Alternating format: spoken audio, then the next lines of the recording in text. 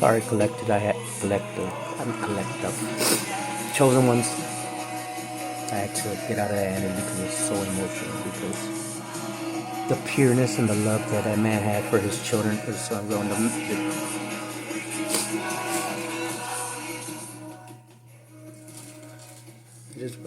The love he had for my it's priceless. Because he didn't care about that person, and I'm sorry to say it. To be a pastor, I mean, it's not just an application process. You gotta be called. Because he wrecked his car. He took his car. He was the baby of the family, and he was treated as a spoiled brat. My abuelita, who loved me, would give me dollars, and the only regret I have in any state, we're not supposed to have regrets, but because I couldn't speak Spanish, I couldn't communicate with, but agua, quiero comer, la baño. See, my fluency is not there, but I wish I could have communicated with her because I wish I could have got her story. But she was a masculine energy. She was a mean one. My abuelita. I'm going to answer that call. I was in youth ministry, and that's where I really said. Let's see, pity. Like for something. See, the ancestors that are in our family are ones that have started revolutions. They changed things. So it runs in the bloodline. The thing is, they don't want you to know how powerful you are and who's truly in your bloodline and who you truly are as a chosen individual. Because the ones I'm speaking to, they already know who they are. This message is not for everybody. It's not going to resonate with everyone. But if it does, like, share, subscribe, and comment. How long has it taken for your prayer to be answered? And if you're a true blue chosen, you'll know the answer right there. And you know what? 202. Sometimes I offend people. It doesn't matter. I lost a subscriber. Maybe because I unsubscribed from their channel. I don't know what it is. I don't know because, what's this? Not that they're not messengers. They are, but it's not giving me messages that I need to hear. And it doesn't mean they're not psychic. It just means that at this moment in time, they're not on my timeline.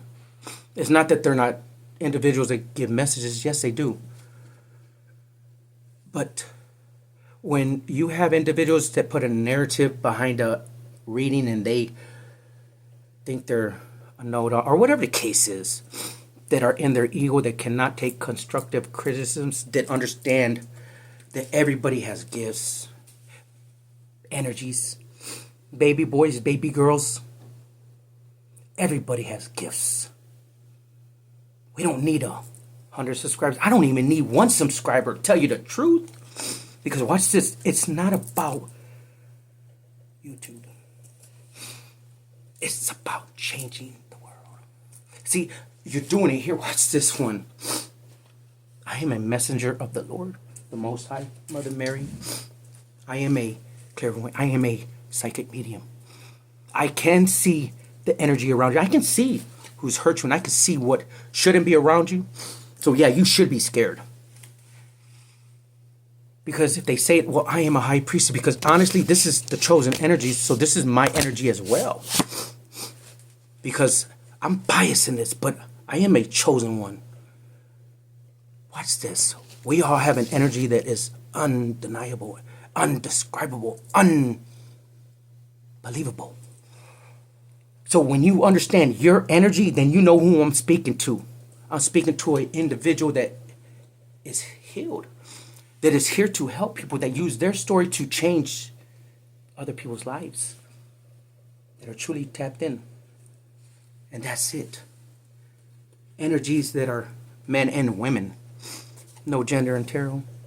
But every energy that's here is seems like a feminine, except for over here. But watch this. We know we're energy, so we know we're all divine feminines and masculines, divine masculines and feminines, because I put in another reading that may have triggered somebody. I'm sorry if I called them an energy harvest. No. I understood the downloads, and I understand. See, they come in different ways, and you have to understand certain things. So if I offended anybody, hey, I am sorry, because we're all human.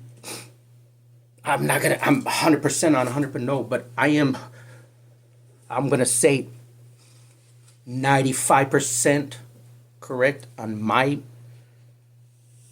channeled messages for People in the streets. Yeah, I'm going to say it again. People that I meet in the streets. I'm the street oracle, aka Emilio Valdez. That's who I am. Alejandro, who is my grandfather. See, I'm named after my grandmother and my grandfather. See, one time I wanted to change my name to Alighieri, which is my mother's maiden name, my grandfather. If you look at it, I'm going to explain something to you. For ones that don't know who I am and don't know who my ancestors are, well, if you look at the Jersey Shore and you see when they go to Italy, you see when they're doing their confessional and you see Alighieri in the background, that's my grandfather. That's my name. Yeah, I'm going to say it again. No, this ain't no ego. This is who I am. I'm an Alighieri. That's my bloodline. Go look at it. Pick your jaws up because the ones out there, their mouths are open. The ones that are over here that are getting ready to say goodbye to the loved ones because it looked a whole bunch of children. Women, there's a lot of women. See, the ones that I'm talking to now, see, oh my God. See, I don't have to speak on your energy. I don't have to speak on the Illuminati's energy because they're all going down. Watch this. When I said earlier about erasing, they are erasing 70, 80 years of bloodlines.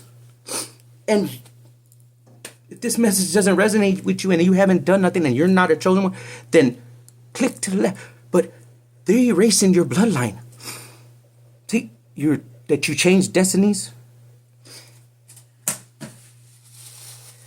That you knew what you were doing because you had people that channeled our energy. And channeled, there's going to be one day that there's going to be individuals, but I want to speak on myself now. An individual here that is going to be able to read your energy without even being around you. That's going to give you messages without even knowing you because you're energy to me now. When I say energy, I just channel energy. That's it. So when I'm out of it, then you can't be mad at the messenger. Don't shoot the messenger. Shoot yourself. That's what you should do. You should literally unalive yourself and save the public a long trial because of what y'all done. That's what I say. Because if you look at Back to the Future, Part 2, and the message, I was watching it, it said, and it's so funny because it's here, there's no flying car, but in it, there was a message in there. It said they eliminated the trials and everything. So within 2 hours, Marty was convicted. He was, I think, 15, 20 years. And then his sister trying to break him up. God love them. But 20 years, something like that, for trying to break her goofy ass brother. I mean, come on. When you watch it, it's funny, but no, it's the truth because watch this.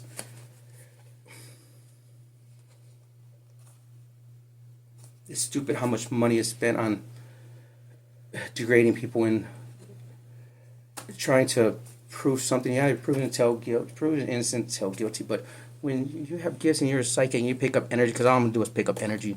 See, I didn't cry for a reason. I cried because of people's pain, people's energy that's hurt right now.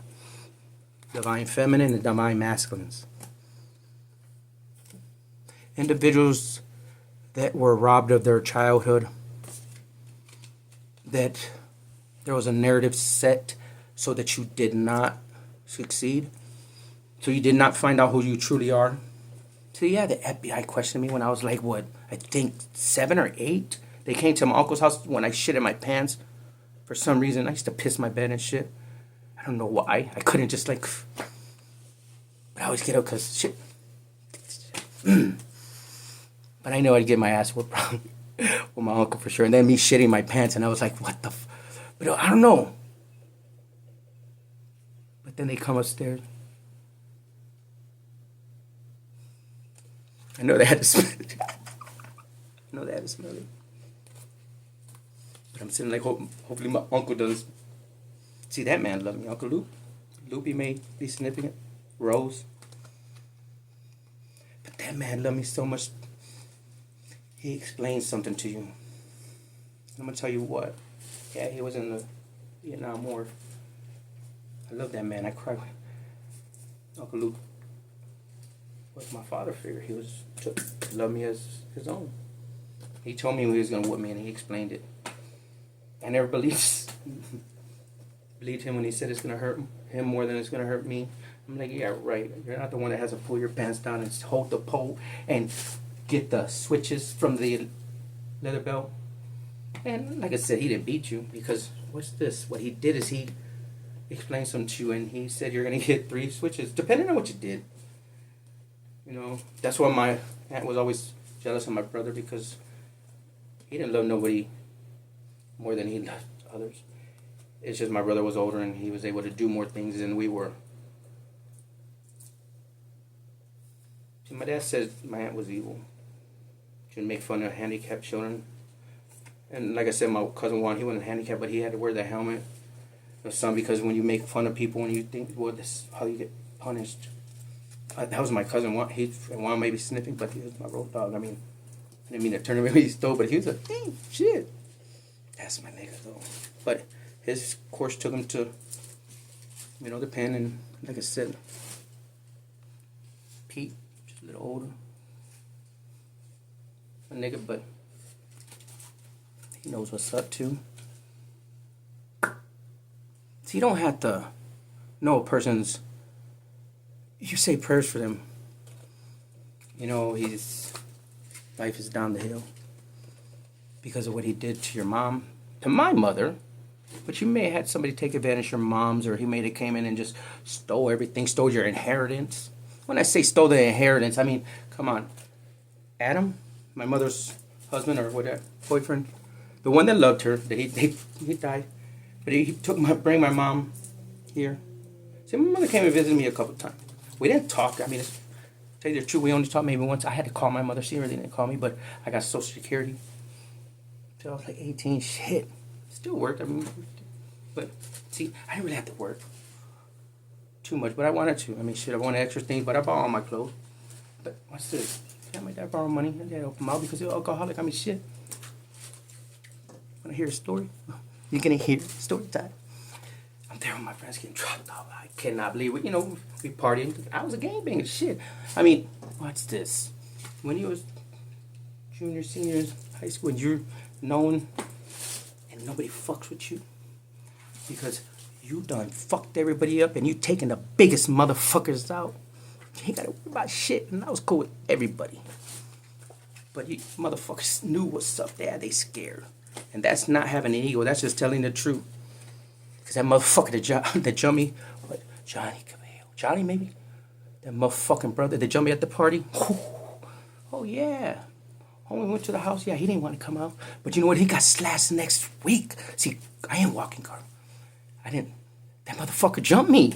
Held me up and let his little brother come in. Pop, pop, pop, pop. Because I was fucking him up. But they want to come in because they think that they don't know who I am. They don't know who I am. And that's why 30 motherfuckers came to the party and everybody ran, called the cops, and boom. But my dad said, hey, you need to chill. Don't do nothing at school. Yeah, right. His little brother, he didn't know who I was. He was a football player that didn't know who I was. Yeah, we fought 3 years. 3 times. I seen him Monday. See, I went to MacArthur, so shit, it was an open campus. I walked in, boom. Seen him, he did not know who I was. When I walked up, I said, hey, what's up, man? See, you don't remember me. You don't know. I said, yeah, what's up? Bop, bop, bop, bop. That was it.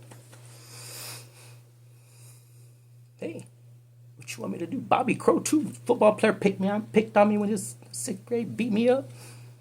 Well, I was in 8th, and he was in 6th grade, but he beat me up. See, like, did he? See, he had a grudge against Park for whatever reason, because, well, no, he wanted that road of juice. That wasn't your road. That was not for you, Sean Combs.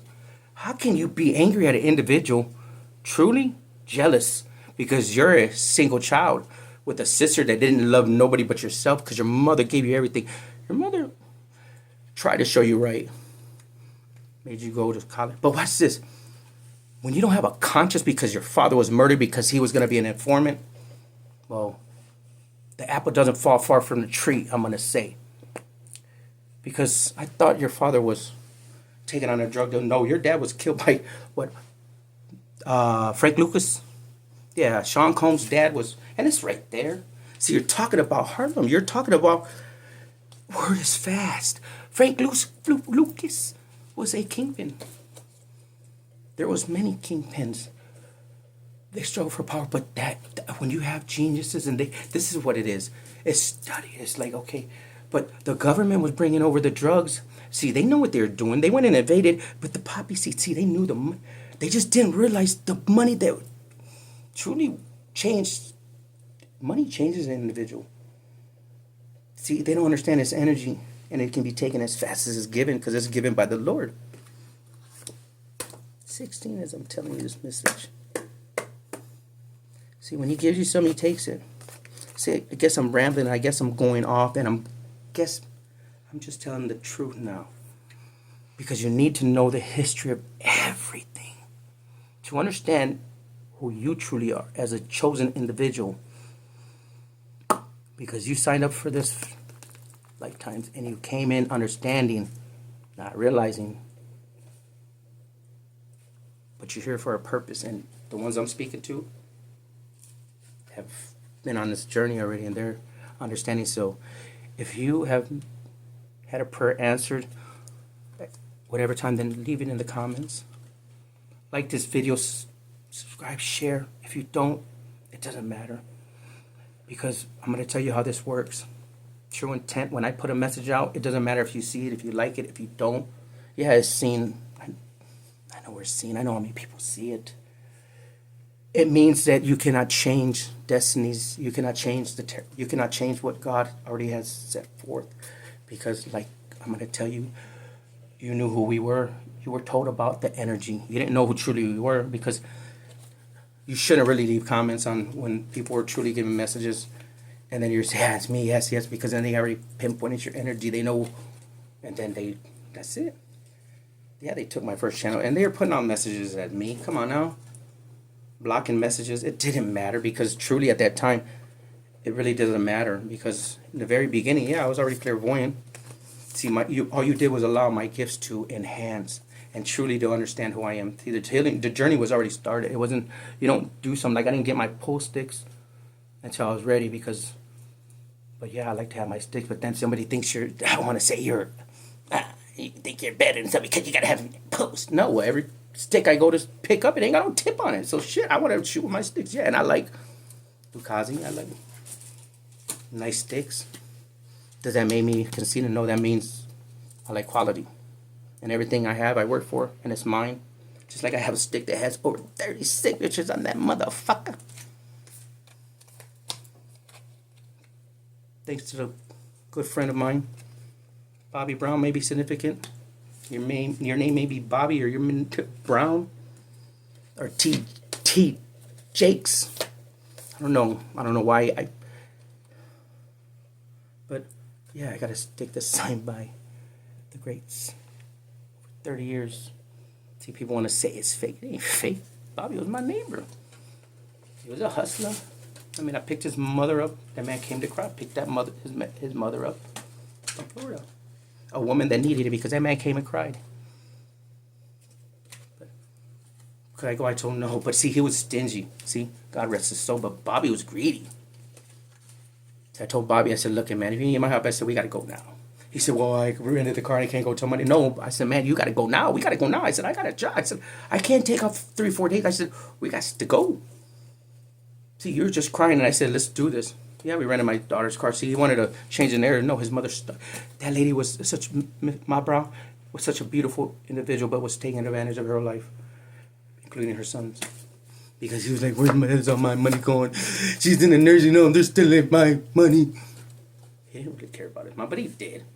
But if he did, he wouldn't let her sit on that couch for over 2 years. He was worried about that money that they were taking from her. But they were treating her bad, man. She had bed sores. I felt so bad. And I called in the people, but the investigators, but pretty much they went in and then it is what it is. People want to believe something, it doesn't matter. But the good thing was that she's out of that environment, but it was horrible. So anybody that's truly listening, you gotta check your loved ones if you have them in a home, because most people do, because they really don't have nobody, or they don't care about them. They'd rather not deal with them, and they'd rather just put them in a home, and they don't care how they're treated. Like I have a handicapped little sister, Faith. Faith may be significant. See, I want to say it, but faith is like a miracle. See, I don't. Everything happens for a reason, but let's just say you shouldn't have children after a certain age, maybe. I don't know. Because my sister had to be taken care of for the rest of her life, and I know this is what this is about. See, one thing pissed me off, that when somebody tells you you can't do something, and they're going to say, who's going to let you take it?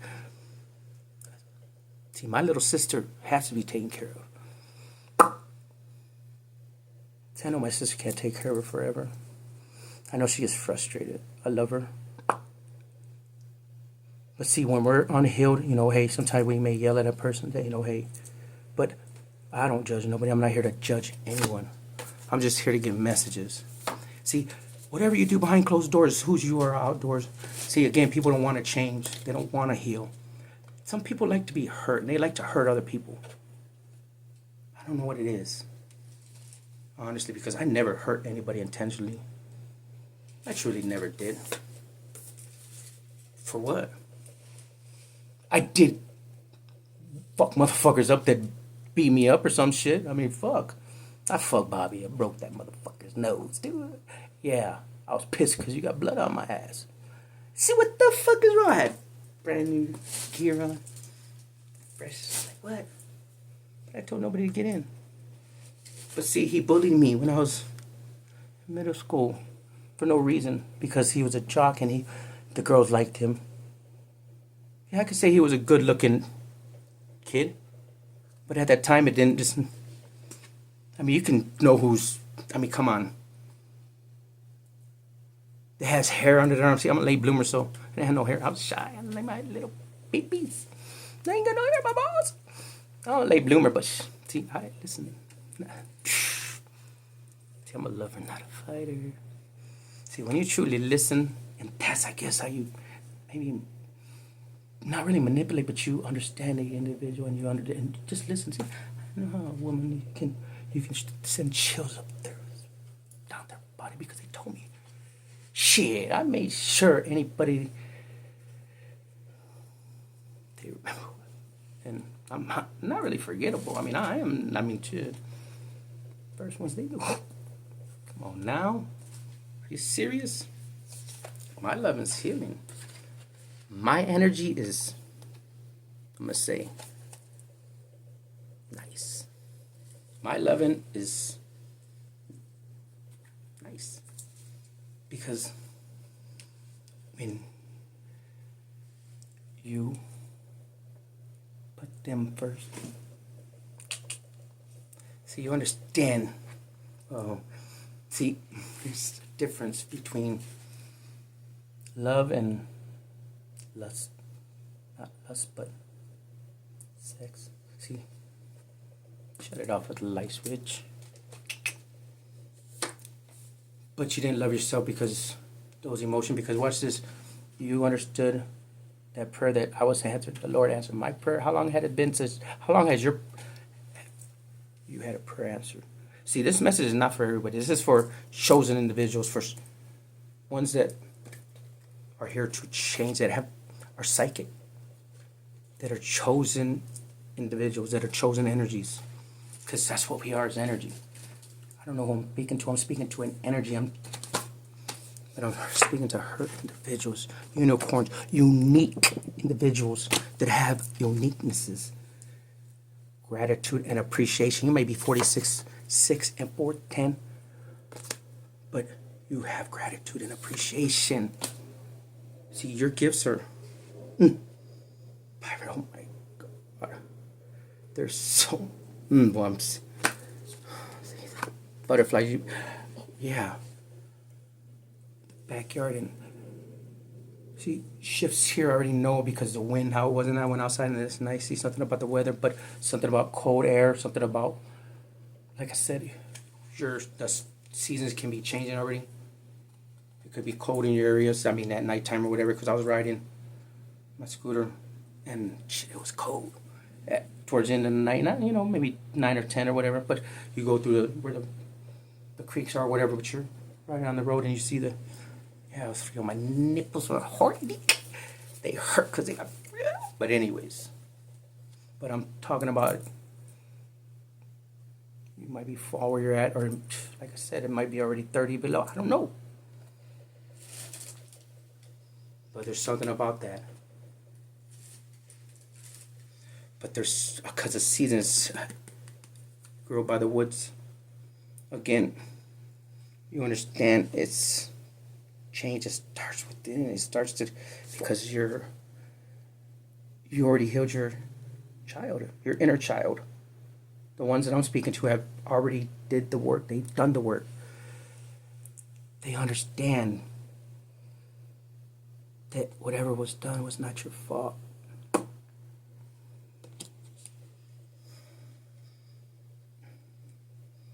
Might have had a horse. You might have seen rainbows. You have ancestors. There's two, mother and a father. Looks like maybe another brother. But yellow roses, red roses. You could be a Virgo, an Aquarius. Purple could be significant. It is significant. Yellow. But the moons, like I said, you could have, your moon is very important. But there's so much. But again, see 43, 40, well, holy 42, 43, and 46. And what was the other one? Oh, anyways. 2703. Let love be your beacon. 42. See, but peacocks are significant. There's loved ones here too, but like I said, now their seasons are changed. There's loved ones all around. You could be at, like I said, let me see. This is okay. Love matters. See, seasons. What is this? This is generations. 42, 43, 46. But the synchronicities. See, doves, birds. See, you're in touch with nature. You are already in nature. You understand the ancestors. You understand the messages. You see the passed down with loved ones, because the ones I'm talking to are very tapped in. They're very gifted. See, you were prophesied about. You were talked about. They knew you were here. You're here. Generations of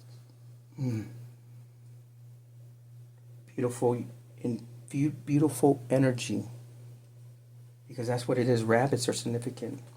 You may have had a rabbit or Jack the rabbit, but I'm seeing spirits are here. Butterflies, orange, yeah, because you're taking a spiritual. Yeah, because I took a orange. Had orange in the sea salt, because you cleanse your energy, because you're purifying your energy. See, I need to see something. See the same. Children, daughters. So this message is for us, but it's like, because yes, my little one. See, I have a 20 and 20, 29, 30, 28, 22, 23. Oh, girl, I'm gonna have a beautiful grandson. That's my son. See, I understood after the fact, and understood that I would get a son with my daughters. But yeah, we communicate. We're all communicating telepathically. The ones that I'm speaking to, because my daughter had the same dream that we're having the same dreams. Yeah, they're tagging, but the dream was in complexes and running through pussy. That's what it's about. That's why they're having me bring it. It's the pool parties and stuff like that. See, the energy was angry in there. See, they were in control, and that's what it was. They were angry. They were controlling people, and it was like it went from complex to complex with pools. It was just like something, and then just like apartments, like again. I said it before. Complexes, places where they like bunkers and stuff, I guess. But towards the end, see, they were just pissed, like they were there in the tree throwing luggage and shit. See, I didn't say nothing. I was just there. I was like, okay. But I was like, why are you throwing luggage and shit? I kind of was there, and then I was like, you know what? Because, see, I never liked people picking up people either. You know that? So I always stood up for the little one. You know, like that time that, see, Austin, 6th Street. Mm-hmm. So when I say house, yeah, cocaine. But that's so addictive. But crack, no. It was like, because you know what it did, but it was like, when you can understand something, nothing controls you, and you can understand what something is, what's here from the Lord, what's here from our ancestors, but somebody makes it the devil. See, everything is natural. See, hemp is used for everything, but what do? They made it illegal. So, yeah, they turned around and took something, and now it's legal. Now, they don't want to put it in but it's, come on now. The way my dad and them got rich, well, whatever, because there's, my stomach, they never, like, pay the bills, like, the money, but you making $200,000-300,000. But, yeah, cousins got robbed, whatever, but that's back in the day. But he didn't realize he was my freedom. See, my dad didn't care that I had my daughter there, and he telling me, hang out the window, blast that motherfucker. My dad's with me, so I can laugh about it now. But I had to tell my dad, stop, what the fuck is I had to snap too? I had my daughter that was only like 2 years old, and my dad was like, hang out the window, shit that motherfucker. Because I burned it. See, my dad didn't say that when I had 8 cases, 9. So look at dad, 9, baby. See, I was gonna do a walk by because dude ratted on my dad. And my doors kicked in. They raided my dad a couple times, whatever. Been in prison 3 or 4 times. He didn't break the cycle. The last one, well, he got out, and then, see, he was a minister, pastor. You know, he went into prison, but he was a bigot. He was a hypocrite. See, he couldn't tell me something that he was. My dad loved me. The last years of my dad's life, we actually communicated and had that bond, the forgiveness. Because the key to everything is forgiveness. You can't judge nobody. You're not here to judge nobody. You know that it's your father. And yeah, I communicate with me. Yeah. Everything happens for a reason, so he didn't make us make that decision. But they told me when I was in the airplane hitting it, all I could do was sob and truly. But he was in the clouds with me that day. Those lonely boys could be significant. But he was there with me. See, this is generations. There could be 3 sisters, or you could have sisters or brothers. You could be taking care of your siblings. You could have animals that, you could have had rabbits. You could have been on a farm. You could have, you love being outdoors. Again, you grew up somewhere with the seasons change. You've seen every season change. Like I did too. Growing up north, I loved it. Being a kid now, shit, that cold. Listen, tell you one thing. When my feet get wet and cold, I already know it's not to go. See, I love the weather here in Tejas. See, I came this way when I was like 4. My dad got out of the pen, had a green station wagon. Like I said, that's the first time I got a whooping from my father. Because my friend invited me over. Because he knew my dad was getting out of the pen. He said, come on, invite your parents over. Because me and my friend, we chopped it up. We went to church and boom. Sit there, eat some Kobe cheese. Shit. And we just talked about whatever. Talked about the Lord. We just, that was it. We chopped it up. I think it was like 28 when he was, but that was it. We chopped it up. And we'd have conversation, and that was it. And that day, my friend invited my dad that just got out of the pen to his home. And then I got a whooping because I grabbed that piece of chicken, that leg, Kentucky Fried Chicken, finger licking good. But my dad whooped my ass. He's like, boy, what's wrong with you? See, my dad only hit me a couple times.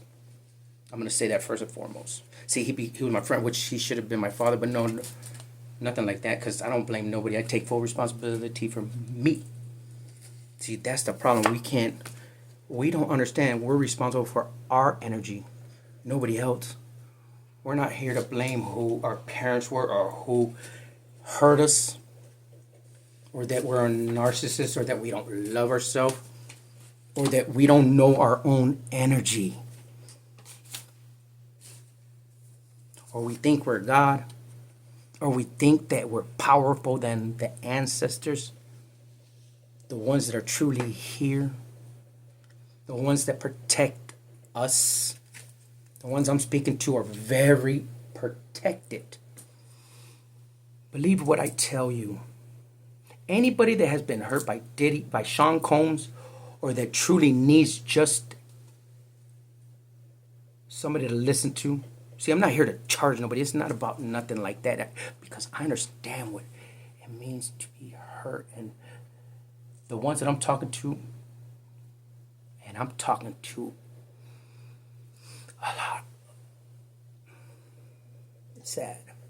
Talking to generations of unhealed individuals that have been productive of their society, that were meant not to survive, but they did. See, they didn't understand what it was. But what I'm talking about are ones that were left to survive by themselves. And they survived the best way they could, but they were taken advantage in some way. They don't understand an energy. They don't understand who you are. They don't understand that you're gifted.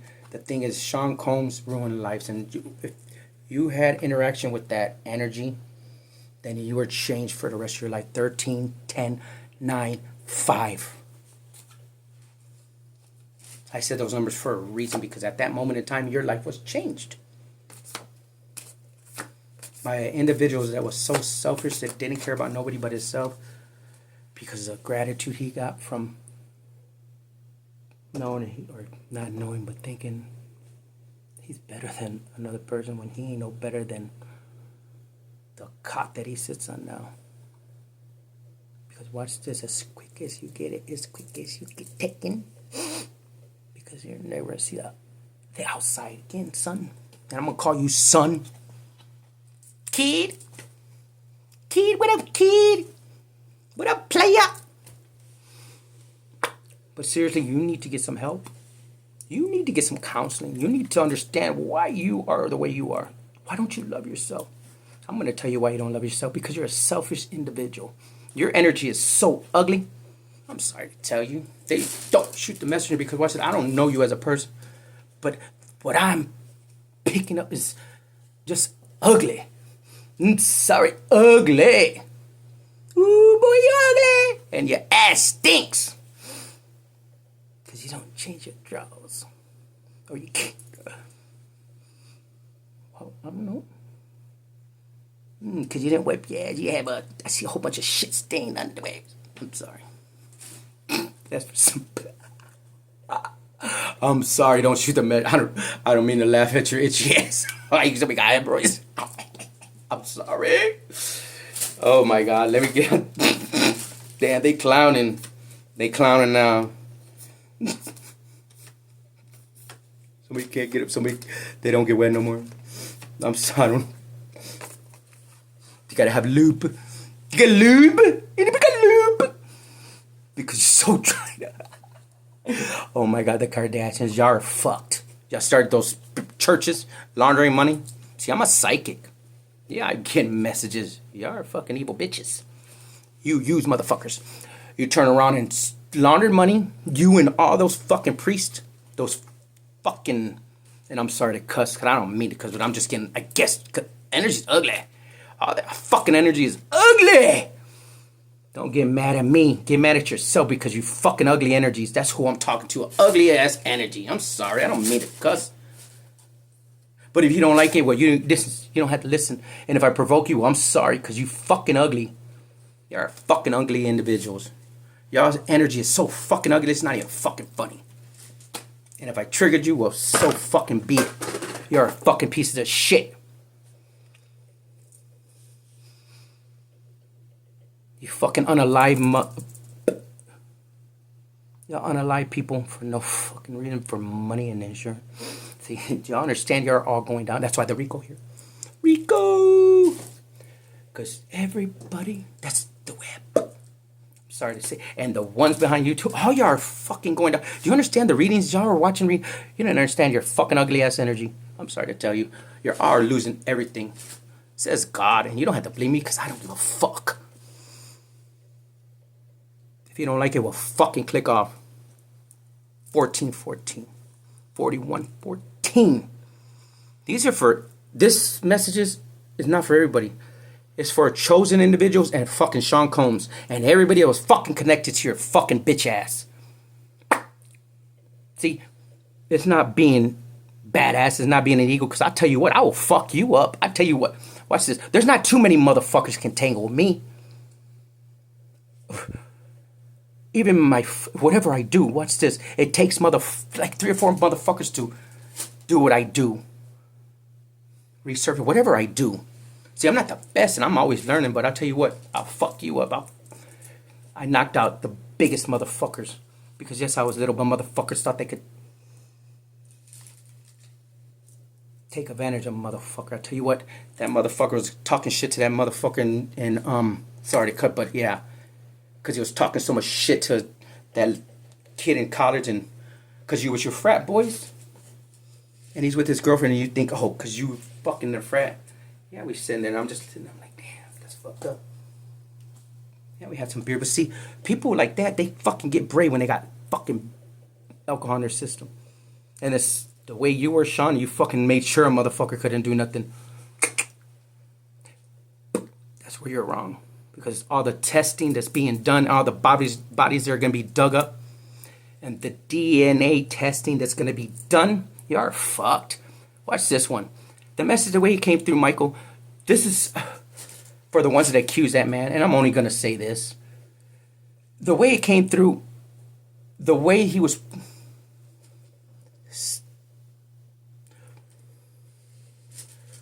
The fucking Corys.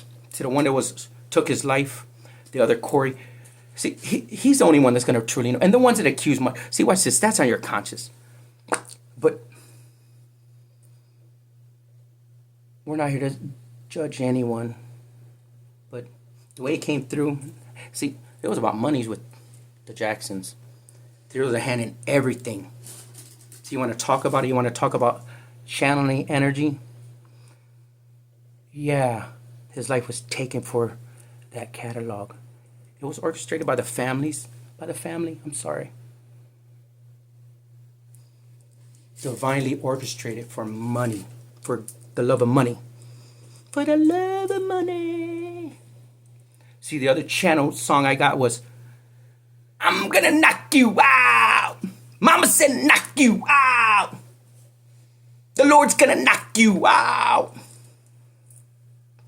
That's what I heard. The Lord's gonna knock you out. Mama said knock you out. LL. Mama said knock you out. The Lord said knock you the fuck out. The ancestor, what's his name? And I've said it before. The fake, the judgers, the ones that will take advantage of people, because it's all being talked about. Watch this, the cults and covens, the Illuminati, the black and white. The energy does not make no difference. What color you are is who you are inside. You're behind closed doors, you're out. See, we're talking about energy now. For the magic you did and y'all did, and that you keep on continuing to do, because you think money is power. No, the Lord's power, but energy is power. And you know this, and knowledge and wisdom is power. And watch this. My Akashic records have been open to me. I came in this game healed. I came in this game with wisdom and knowledge. I just gained it more and more. See, when you have an awakened person that is outside the box and does not judge anyone, not here to judge, is just here to get the facts and use common sense and truly look at it objectively. A spade is a spade. You might like playing spades. I know I did. I had best friends that were black. I'm not racist. I don't like some white people. I don't like some niggas. A nigga is a nigga. A black is a respectable person. My best friend black. Several of them peoples. My peoples. I went to an all-black school. Had to fight a girl. The Dirty Dozen. The Roaches. Your family. You said, what up,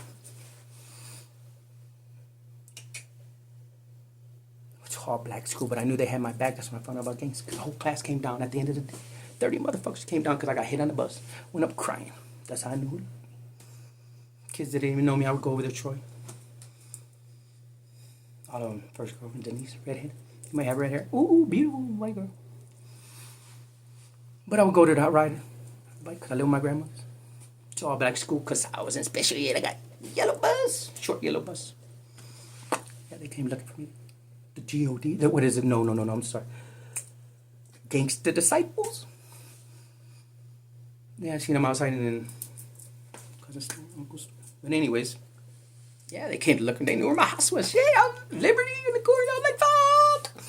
What am I gonna do? Scared as fuck. Hiding behind the video game, but I was little. Look at them. Oh shit, they can't do nothing because Perfecto Big Daddy too. But you got 8 and 9 motherfuckers coming for me. Shit, here he hit big shit. Big old white boy. It's alright. Just gangster. See, you don't know how much family I have. There's so many. Old school back there in GR. Families. Yeah, I walk the streets. But anyways, so I know what fast life is. Shit. But how long have you had your prayer answered? An hour. Shit. Because, I'm going to tell you, every action has a reaction. Talking dirty to a little girl. I think I was in the 2nd grade, 3rd grade. Me, Booker, and that other little white boy. Booger, black kid, bro. Maybe picking your nose. You used to pick your fucking nose. Runny nose. Anyways, yeah, we're in the back of that principal's car. Shit, we're talking to the teacher's school. Shit, we went and harassed that young lady. We changed the course of her life because now I understand it. We were harassing that young child that was in the 3rd grade.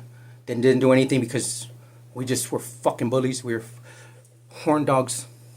We wanted to test. We didn't know what we were doing, honestly. Because yes, at whatever time. Shit. That little girl told her mom, shit. Got caught out of school. But watch this. My mom wasn't home. Think about. So I was up there. The Lord answered my prayer like fucking no. Because that 30 minutes or 15 minutes of that car ride that I took, it was the worst. Because my mom would fuck me up. My mom would hit me with a broom, brush, racetrack, whatever she could get her hands on, because I would run. My mom was ruthless. Bought me a dog, a Rottweiler, took it away from me because I was hinting. What? Did it make me who? No. I was just a little fucking bad. I fucking had BB guns shoot little holes, windows out. I was a bad fucking kid. Not that I was evil, but I was. I mean, come on. My dad wasn't around. My mom's. Hey, my brother. Shit. My brother. Can I smoke cigarette? Were you pool hopping shit? I seen what they're doing. I grabbing titties. Let me get some titties trying to get milk. Sorry. Don't mean no disrespect. Don't mean to trigger anybody, but yeah. See, that's how they lured. Come on now. Who, as a young man, and I'm not going to say, I'm going to talk about guys. Yeah, I always wanted to fuck the teacher. I'm sorry. I mean, come on. See, he did. He fucking raped the teacher. Sorry. See, there's so many people who are going to come out, but, I mean, come on now. It ain't no PG. Ain't nobody fucking under 13 here. They shouldn't be. Everybody that I'm speaking to is above age, the ones that I'm talking to understand what I'm talking about because they know that ugly ass energy because they channeled it before. See, I'm just... See, this is when I asked, but what's this? 130 and 59. But I asked, what do you need to move forward at the chosen? And so, because I seen it at the bottom when it popped out. See, the first one was that which never dies. See, witches, but that which never dies. See, 30. See, you're again. So you're connected with your higher self. You're already balanced. Your energies are balanced. The second was, see, number 1 could be significant. But the quarter moons, again, green, the heart chakra. But green and blue, see, the ancestors, you already see. It's like, what is it, water? Virgo, like I said, you could be a air, you could be a earth sign, you could be grounded. You're grounded. And then I seen this at the bottom, but shit, you're not, that 59. So 130 and 59. See, the journey. See, I seen this card at the bottom and they said take, but I was like, no, let's see what comes out. What is it that the chosen need to come out? And this is the journey. This is you and your soul tribe. This is everybody coming through. This is you balanced. Y'all are balanced energies. Y'all are balanced. You're feminine, masculine. You know with your energy, you're not worried about anything. See, there again, I said the moons, and it was in Scorpio, but I thought it was for the other one. No, see, this was work. See, it's Taurus. You could be a Taurus, but new moon in Scorpio, work through your fears. But the other one when it, for yesterday, when I was gonna expect powerful changes, new moon in eclipse. See, eclipse. It already been eclipse, and then again, full moon in Scorpio. See, purple. See, this is I told you. The cards are just confirmations. Again, I don't need the cards to channel your ugly ass fucking energy. Because you're a selfish ass fucking brat that deserves everything he's getting because everything you put individuals through from 5 years old up to 65. The people that you ruin lives. Because watch this. You didn't care when those people died. The first time they went and shit, how you fucking, oh my god. Let's get into this shit. You're fucking, ooh. You know what? You just need help.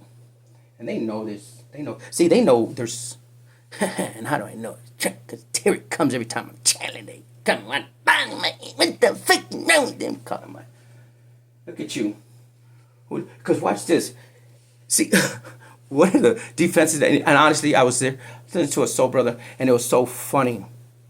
Because in one of your pictures, see, when I take your picture, I can see what's in your fucking head. I see what energy fucking, what spirits around you and shit like that. But watch this one. I was like, that ain't Diddy. In one of the pictures that I posted, I said, that, not that motherfucker. So I was like, this motherfucker come out. That was my double. That was my buddy. That's your fucking defense. That wasn't me. That was my double. Double men twins, because you got a twin fucking brother. Or you got a fucking evil twin out this motherfucker, because I'll tell you what, that pitch, that, your daughters, you and your daughters, and it was at the Grammy, but it was like, okay, there's two pictures, so it was so weird. So when I show you the picture and everything like that, you'll understand. But man, thousands of people were starting to show up right here, adding to the what was I already just massive talking about? number of the See, crowd. your It became ego got in the way. clear to everyone involved with the event that something had gone very wrong. Too many tickets had been sold, and See, you knew this. They told you to change it. That's why you didn't listen to nobody. See, but you didn't care about nothing but yourself. You're like, oh man, you care about something that really pissed off the people who had already purchased their tickets. People involved with Uptown Records began to approach Diddy and tell him too many people had showed up and the event needed to be canceled immediately. Diddy wouldn't hear it and would once again refuse to cancel the event. Diddy had neglected to organize a proper entrance plan for the celebrities, which meant the celebrities were having to use the exact same entrance as the crowd. And seeing all the celebrities showing up and going in was starting to make the crowd even more restless. At this point, they had already started to push past the insufficient security and make their way into the building. Now there's two entrances that needed to be utilized for the crowd to be able to make their way into the gym. First, there was a set of glass doors. Then after that, there was a hallway that led to a staircase that would lead people to a set of double doors that needed to be pulled open instead of pushed. This is where things would turn from chaotic Perseverance to deadly. and Things hope. outside were beginning to go from bad to worse as the crowd was starting to get more out of control by the They're minute. divine Then beings. Mike Tyson and They're not from LL this Cool world. J would show up, You already know your causing enemy. all You know hell your to officially star break seeds. loose. When LL Cool J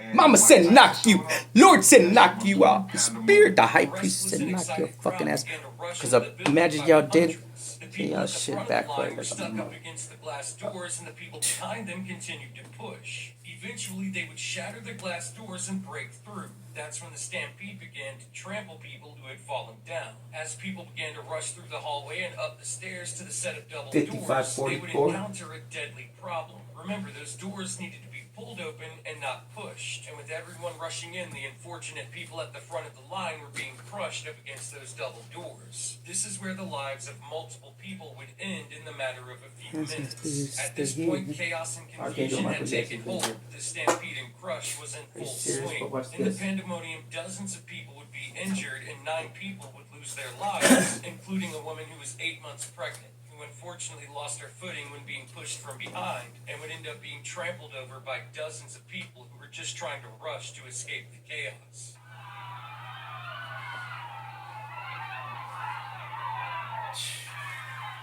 It all could have been avoided, but your ego, because you're an only child, selfish act, but you got a body double, because that's your defense. Situation while paramedics treated the injured. Now, as you can imagine, the fallout from this disaster was immense and dramatic. Countless lives would be ruined, families were broken, and bright You like my futures would energy? be destroyed before they had a chance to begin. An investigation would conclude that everyone involved with this event was in some way to blame for what happened. However, the lion's share of the blame clearly rested on Diddy's You a shoulders. bitch. Diddy would refuse to accept any be responsibility some at all for what happened. Diddy's peers you at go. Uptown Records described his behavior afterwards You a as sissy unbelievable. boy. Diddy was very vocal about not feeling bad at all about what had happened. Instead, Diddy was I made visibly Camacho angry about feel what embarrassed. I happened. didn't hit that Instead of back. That sympathy for motherfucker the hit. victims, Diddy was upset that the event he had spent so much time on had gone so badly. The executives at Uptown Records had decided there was way too much bad publicity surrounding Diddy's First round name, knockout. and they would force Andre Harrell to Nice fire his shit. beloved protege El Maso Way. position as vice With president heavy at motherfucking Uptown hand. Records. From the outside looking in, it That ain't no appeared as ego, though that's the all of truth. the hard work Diddy had done over the last few years to obtain more power was slipping through I'm a his brother. fingertips. But what nobody Just knew choose was not to Diddy fight. I'm a had been lover, 2 not a steps fighter. ahead of everyone the entire time, and had secretly forged a relationship Clap. with someone See, who was about to that's make why I all think of it's his getting. dreams come Sorry, true. brother. All timers coming in. But see, it ain't a problem. See, it's not about judging. If you like, then hey, be in love. That's what I say. See, it's not about judging. He was fired from Uptown We're not here to Records judge. Only in my man gonna judge. 1993, But the City College stampede occurred at the very end of 1991. But in between these two events, throughout the course of 1992, Diddy would have the most See, successful I year was in of high his school and career shit. up to that point. So we're- Diddy was also beginning to forge lasting relationships with other people in high positions throughout the music industry. In particular, he would get very close with Russell Simmons throughout this Another point in man's time. going Diddy down also party. continued The to work Rican with change. Yeah, artists you think in the you studio you think you're excluded? But y'all get ready to be indicted. Sorry. Do I? Yeah, everybody is. So everybody is getting ready to get indicted. Never did what they told him to do, or would do it You've a been different watching way me. than See the what way I'm that they told telling him you? to do it. Diddy Yeah. was a constant And the source of truth. confrontation with all of his The superiors fake. at Uptown Records. Time and time again, Andre Harrell would jump in and defend Diddy I'm whenever scared. he could.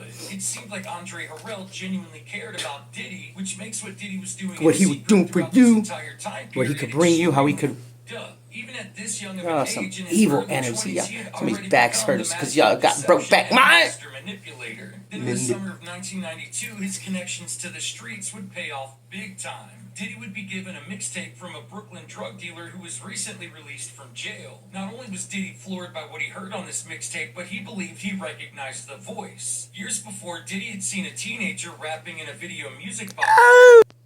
Welcome back.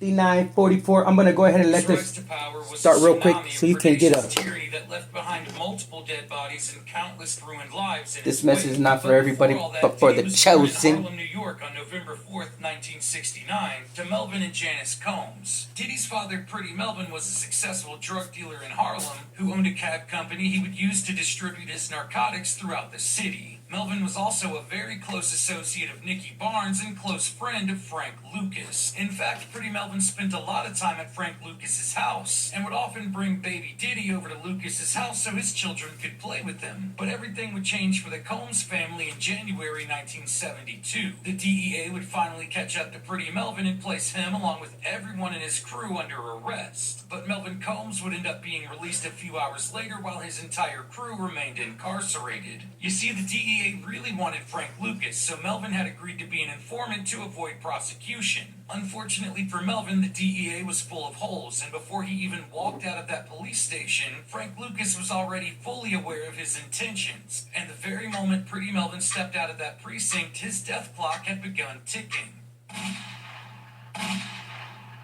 Then on January 26, 1972, Melvin's body would be discovered in his car with 2 gunshots to the back of his head. 99% of the time when people are talking about how or why Melvin Jones was killed, they usually say it happened during a drug deal gone wrong, but that's not what actually took place. Melvin Combs' execution-style murder was absolutely in retaliation for him becoming a rat. This would make Janice Combs a single mother to 2-year-old Diddy and his infant sister. All of this would lead to Janice Combs vowing to never let her children follow in the footsteps of their father. However, as Diddy grew up in Harlem, he became enamored with the drug dealers in the area just like a lot of other kids. But unlike other kids, it wasn't the possessions or the fancy cars that the drug dealers had that infatuated young Diddy. Instead, he was enamored with their power and their positions of authority. So Diddy decided at a very young age he knew exactly what he wanted out of life. He didn't necessarily know what he was going to do, but he knew he wanted to be in a position of power, where people would have to respect him and honor his authority. It was also around this point in time in Diddy's childhood where his mother began calling him Puffy, because whenever he got angry, he would puff up his chest. Say it with your chest, little ass. Now, Diddy's mom was fully aware of her son's obsession with the drug dealers in the streets. So when Diddy was 11 years old, Janice moved the family to Mount Vernon, New York, where she would enroll Diddy in a private prep school. Now, Diddy has always been a lot of different things, but lazy was never one of them. He was also very intelligent and extremely perceptive. He would utilize all of these traits to excel among his much more privileged peers. Diddy began to realize he didn't respond emotionally the same way as other kids did to certain situations. He realized things that made other kids feel guilty or sad had absolutely no effect on him. But he also knew that fitting in was paramount to his life goal of attaining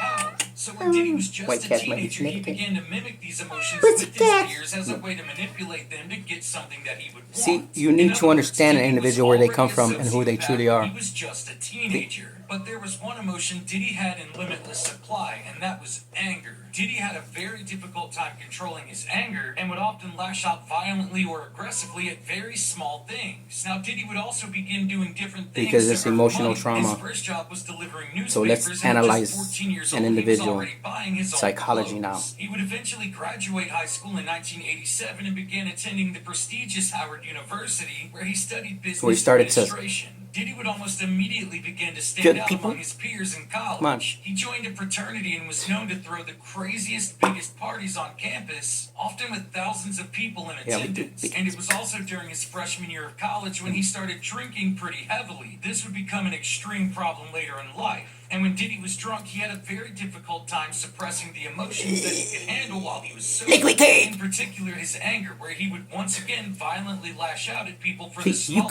smallest beat nobody up, so you infractions. beat up But women? At the same time, Diddy Yo, was still pussy doing ass everything nigga. he could to earn as much money as possible, and started a very successful cab service that would drive drunk people home bitch. after parties. Now, in the Swear to summer goodness, of I- 1989, while You know visiting what? Harlem, Diddy would run into a childhood friend, Dwight Myers, aka Faggot ass motherfucker. Heavy D. Heavy D's rap You career ugly was starting energy. to take off, Yeah, and I he just said it, signed you a major faggot deal ass with Uptown motherfucker. Records. Records. And You it ain't was homophobic, MTV you know who what, you a introduced Diddy bitch. to the CEO of Uptown, Andre Harrell. And Andre Harrell would take a very You special deserve everything, liking you to fucking. Diddy. You know what Some you would gonna say get? almost They're gonna too special. rape your So at just fucking ass. You know 19 the years brother. old, You know Diddy the was brother. already The introduced to the and music man industry at its highest level. Diddy coming for absolutely your loved ass. You everything about the inner workings of the music American industry, and he was me. particularly in awe of the You think control executives and their shit up in this positions of power. motherfucker. And it wouldn't take long The before brown Diddy and black, finally baby. realized what he Lighten could that do to up. obtain his position of power The no in Illuminati. life. Diddy was going to become the CEO of a record label at any cost. But The in the Lord. fall, Diddy needed to return to Howard University for his You let the sophomore Lord handle year. your back. This was LG. something Andre Harrell told him not to do and offered him a He full-time accepts you. position at the Lord, label. come But into my Diddy's mom was heart, 100% against it. So Take Diddy over and your life. Harrell came up with Take a over. compromise that twice a Open your week heart Diddy up. would He's take a going to 4-hour accept train you from already. DC to Harlem, You're where he forgiven. could continue working Ask at him for your- Uptown as an intern. his This meant love. Diddy was spending 16 hours a week Open on your a heart up so train, you know and your it would heart's be open during and one of come these in and return change trips my to life. Harlem when Diddy would make one of the most catastrophic That's all it mistakes of his takes. entire Do it with life. me. In the service of accomplishing his Accept the dream of Lord. achieving ultimate power, Diddy would sacrifice the lives of 9 people. For the first time in his life, Sacrifice. Sean Combs officially had blood on his hands. But in no way would it be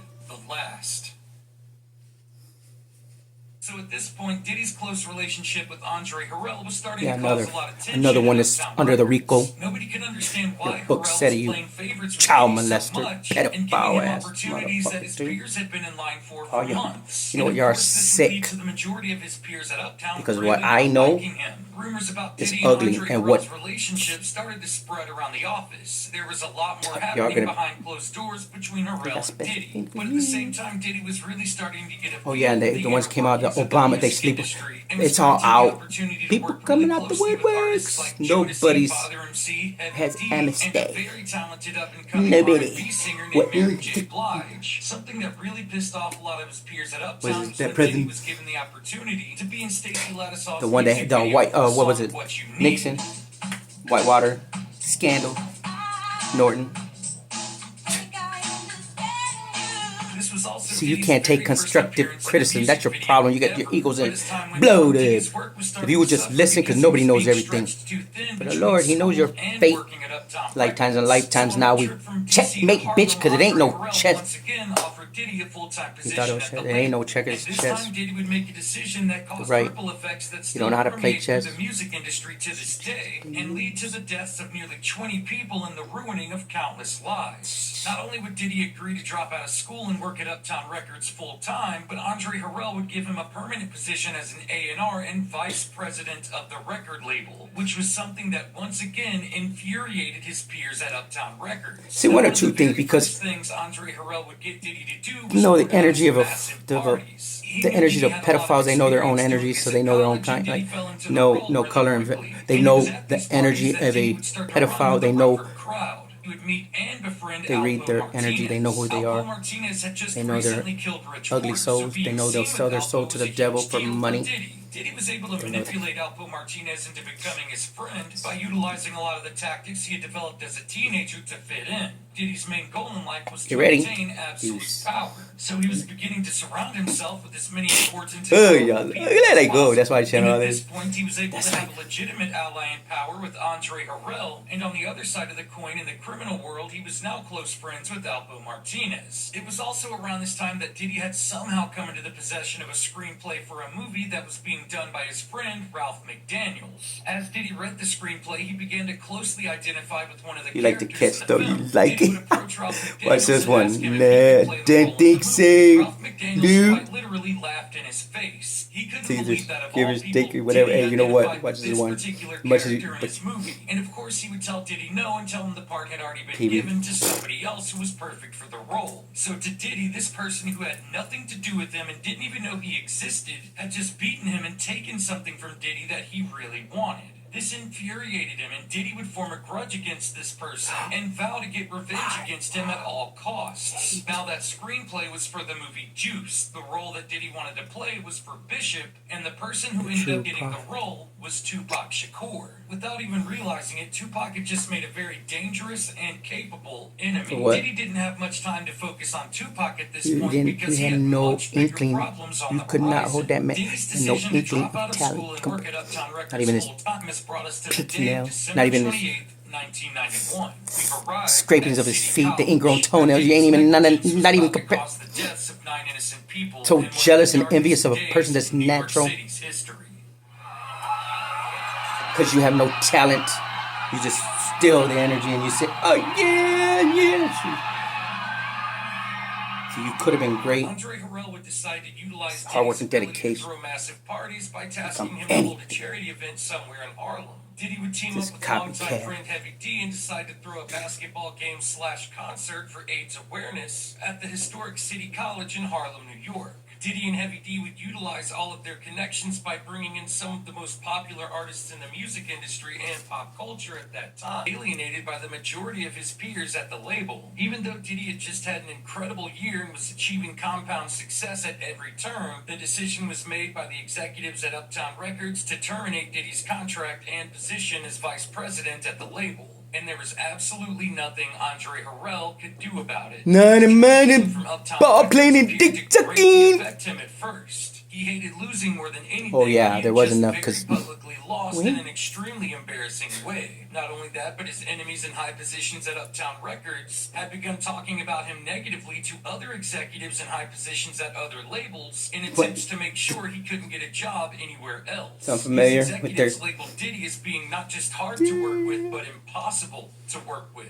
And that's one of the worst distinctions you can have in the entertainment narcissist. industry. It genuinely appeared that Diddy was finished in the music industry, Oh, no. but he had an ace up his sleeve. No, he could Diddy had recently been spending blow a and lot play of with quality ball because he was time talented. with That way he Andre could. Harrell's mentor, Clive Davis. They like the way he And fumbled when the I ball, say the two of them were fumbled the spending balls, quality time together, with I balls mean and- they were spending quality time together. Clive Davis was an extremely powerful Because he individual explained in the exactly what you music needed you to do. industry. He was the president He said, do and like this, founder boy. of Arista I want you to do it like Records. this. Everybody thought Diddy was done for There was your good, master, but the they way were all master. He was like, deceived. why you do it like that? Because it came The Dark all the way Lord down Diddy had forged on and sealed slaves. the master label. So his Into the ancestors, he slaves said on were his slaves. cruelty, And he raped down the malice, and men. will to dominate That's why they all light skinny black artists brown. in the Sorry. music industry. One label to rule them all. One label. label to find them. One label to bring them all. The darkness finds them. Diddy was coming off of the most successful year of his career so far in 1992, but what nobody was aware of was he had already seen the writing on the wall as it pertained to his career at Uptown Records. He was fully aware of the fact that it was only a matter of time before the executives pushed him out of the label, which is what led Diddy into the early stages of setting up a contingency plan just in case. Then sometime in early 1993, Diddy would meet Clive Davis. Clive Davis That was was a to Andre similar- Harrell what Andre one of my Harrell best was to Diddy. When Andre Harrell was starting out in the music industry, Clive Davis would Making take money. him under his Boom. wing and turn him into his protege. And just like there were rumors surrounding Andre Harrell and Diddy's relationship, those same rumors were applied to the Earn his relationship top. between So- Clive Davis and Andre Harrell. And Oh, it was cyclade. Clive Rico Davis tried. and Rico. Harrell Did I hear in Rico? his I heard position Rico. as CEO at Uptown Somebody named Baby Records. Rico. Clive Davis was But you're somebody going down who with the Rico Harrell chart. trusted You just and don't know it yet. Well, I respected just told you. Now you do. immensely. However, unbeknownst to Harrell, his protege, who If he not, also when cared for you going on by the Sean ancestor, I don't know. Combs, had been going behind his back for Heart may be months going and on. had formed a very No. strong relationship with his mentor, Clive Davis. So when Diddy was fired from Uptown Records and decided to start his own record label, he turned to Clive Davis for help instead of Andre Harrell. Now, in the power Don't get mad at structure the of the end, music G. industry, Clive Davis was near the very top, and he would give Diddy every single thing he needed to start his own Wouldn't he? record label. Little And I boy do mean toy. everything: money, favors, influence, etc. And Andre Harrell And felt he told him what to extremely do for the betrayed next because Diddy had gone behind his back 35 and formed years. this relationship with Davis. And his How mentor to was Andre Harrell. I was a mentor ruin by lives. Clive Davis. What I do know is that Andre got passed over from being the president of Uptown and He's losing sick. your entire company to your intern. What makes You're matters there. worse is Clive Your Davis butt used buddy his influence broke in back the music mountain. industry Snip. to get a lot of the talented artists from Uptown Records released from their contracts so that they could sign with Diddy at Bad Boy Records. Diddy was really out here playing Game of Thrones in real life, and it just made an incredible play for the crown of the music industry. Over the course of Hey, a couple of months, selling Diddy your had soul, gone hey, from the well, doorstep of being that's blacklisted by by the Rico music Jack. industry to becoming the CEO Your of his legacy's own gone. record label. And How it was to this incredible take your turnaround legacy that out, won boy. him the respect of a lot of the executives at other You just record killed your labels line. that had been turned against Everybody him by the did executives at 90 years Uptown back. Boom, Records. you're all At wiped just out. the age of 24, Done deal. he had already Game over. achieved the goal he had set for himself as a child and obtained the power he had coveted for so long. You don't have Diddy to had believe lied, me. schemed, manipulated, But the and Lord betrayed speaking. just to get to this point, leaving behind countless ruined lives and 9 dead bodies in his path to obtaining ultimate power. And if that's what it would take to achieve his dreams, then just what would Diddy be capable of to maintain them? The Bad Boy Records era had officially begun, soulless and hip-hop individual. would never be the same. When you sell your soul, you don't have a soul anymore. See, your twin Diddy, your telling you that's your defense. It wasn't me. It was my twin. At just the age of 24, Diddy had already I wasn't made really his there. dream of becoming It was my powerful come true double. by becoming the He CEO did of it. his own record label. So at this point, he was and put them to work in the studio That's your so that they defense. could release some projects, You weren't the whole get time. You were there Bad half Boy's the name time. out there to Oh, new you was consumers. so you could. But at the time Diddy started Bad Boy, Clive Davis had yet to work his magic and get those artists released from their contracts at Uptown Records, which put Diddy in the position of proactively pursuing any new artist he could get his hands on. Diddy's connections to the streets would once again pay off big time when somebody brought an unknown artist from Long Island to Diddy so he could hear him freestyle. And this unknown artist was Craig Mack. Come with the super type of rhyme that's black and flavor, getting everything you rhyme. We back, the hot check backs now on deck, looking for some racks. It's all in the video, all in the songs.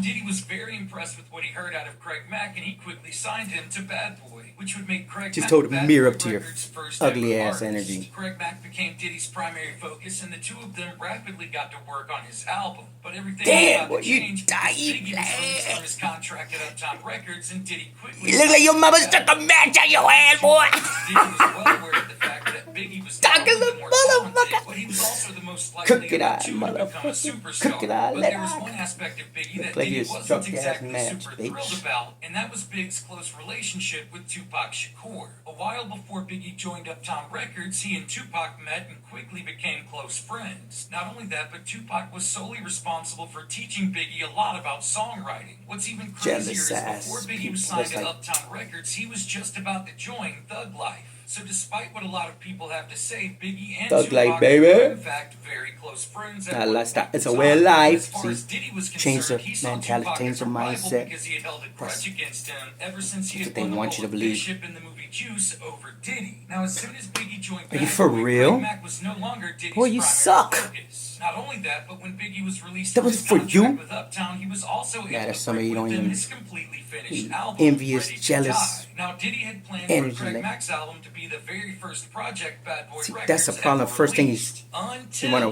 Biggie shows up with Yeah, an already 202, finished better 90, album than Craig 88. Mack's album. So Diddy decides to go on ahead and Love release yourself. Biggie's album Do it ahead for of Craig yourself. Mack's. Then on The healing September journey. 13th, Change because you wanna change, not 1994, because Ready to somebody's Die telling you would to. officially be released. Because you wanna Then prove exactly something to 1 week somebody, later, oh, on they September moving 20th, on. 1994, No. Craig Mack would release his album. That's what you need to Project do. Funk Your the guys are gonna tell you World. anger The management. singles from both of these albums were already performing exceptionally Know well. how to love When yourself. Diddy decided to remix Leave the one of trauma Craig Mack's songs, behind. Flavor in Your Ear, Be by a putting Biggie along with other unselfish stars person, on it, like- it would end up boosting the sales of both of these two Share. albums in Could've a shared 7-day tweets. period. Bad Boy No, this Records had mine. officially No, arrived. this mine. However, No, Bad Boy little Records, things weren't exactly sunshine and rainbows. But they stole from- From the oh, I'm moment sorry, Biggie 'cause they joined stole the your label, lunch. Diddy started 'Cause you treating wear Craig earrings, Mack you look like a little absolute girl. shit. And Biggie didn't get along with Craig Mack at all, which is crazy because Biggie was one of those people just who just the seemed to get pictures you- along with everyone. And I can't definitively tell you the reason why Biggie didn't like Craig Mack. I found things that said it was just Diddy stirring up competition between his artists or making sure Because of his the ego, artists because he didn't got be in become control of friends so they everybody, wouldn't because a later join up narcissist. and leave the label Ain't when no they more. found out Watch the this. contract Everybody sucked. going out, Other Rico! people said Biggie just thought he was whack and didn't want to with him. All I can tell you for sure is there was tremendous tension between Craig Mack and Diddy and Craig Mack and Biggie.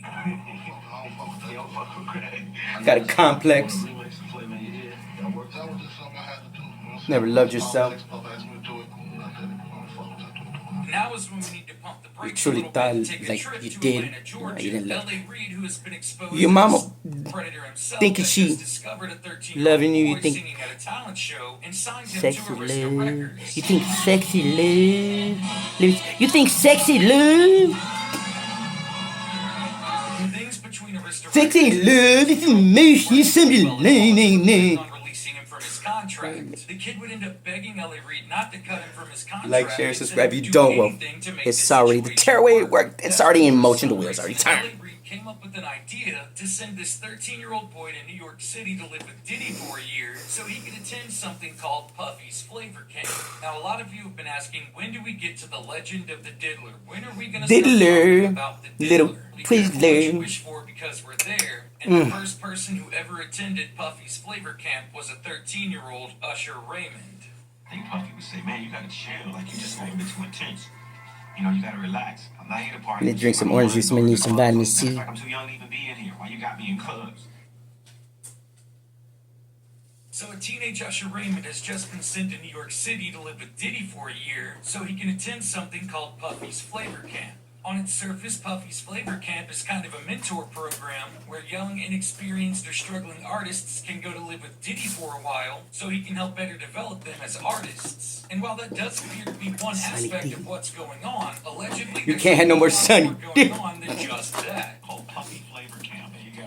Flavor Camp. Yeah, that's what it was called. I was curious. I got a chance to see some things. Yeah, but you were 13. What were you I saying? went there to see the lifestyle. Right. And I saw it. You're a dad now. Would you ever send your kid to Puffy? Happened to be So- Justin Bieber and Usher Raymond, who both lived with Diddy for a period of time when they were teenagers. There's also been people who have come forward during the times that people were attending Puffy's Flavor Camp and said that they witnessed these young artists in precarious situations. You murdered Associates her. of Kim Porter say that You she had her videotapes unalived. of these I'm sorry. situations, which potentially When they played a dig her role body in up and they do the testing of and through the apparently when DNA Usher because they returned have home the from his time at ingredients Puffy's now. Flavor Camp, he was a completely The one the different flu. person. Every single There's parent, insurance every for single to kid take who the went children, to to have the Flavor children, Camp so that he 100% could groom them, and failed so he to could have protect the their children. for the next Now, Diddy was generation. responsible for producing Usher's first Six, album six, six. while he They had was this at plan. Puffy It's been Flavor planned the whole Camp, time, and the two would go to but Los Angeles over to 200, film a 300 music years. Come on video, now, and centuries that's and where centuries, Diddy would generation, meet generation. and befriend Los Angeles gangster Keefy D. This alliance with Keefy D meant Diddy had strong connections on the West Coast, which is something we need to put in the back of our minds for right now. Jumping back to New York City around the same time that Biggie, Do Diddy, what? and Craig Mack were enjoying all the new success of Bad Boy Records, Tupac Shakur had found himself mixed up in some very serious shit. Around that same exact time, Tupac had been locked in Railroad, months-long it's all a feud with plan. notorious New York City gangster Haitian Jack.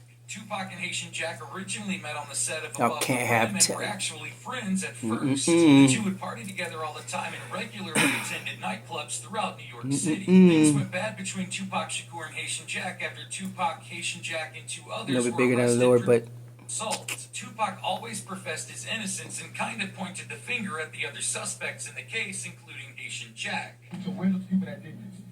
They were all in the same hotel as me.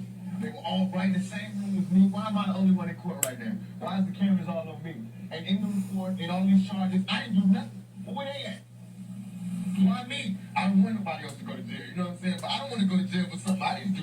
And this was something that So it's pissed like off this- Haitian Jack to an extreme degree. They had to rape nobody. Come Haitian on now. Jack was to kill You his know what what up. Diddy was to predators. He was quite literally surrounded by them. Just like So you're 50 jealous Cent, of Tupac another was about to man. learn a terrible lesson the hard Another- way. why? When you piss off a killer, the consequences are deadly. the energy that you cannot possess, the talent that you do not have.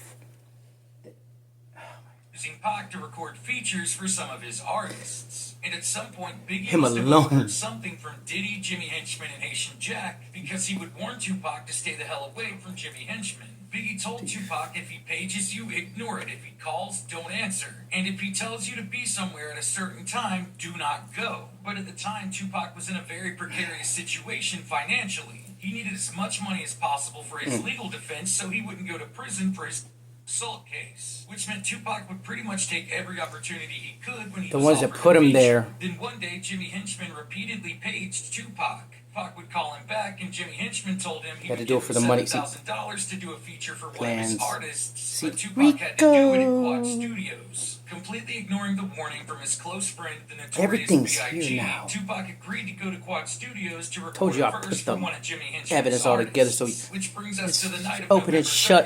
30th, 1994. So I hear everybody saying it.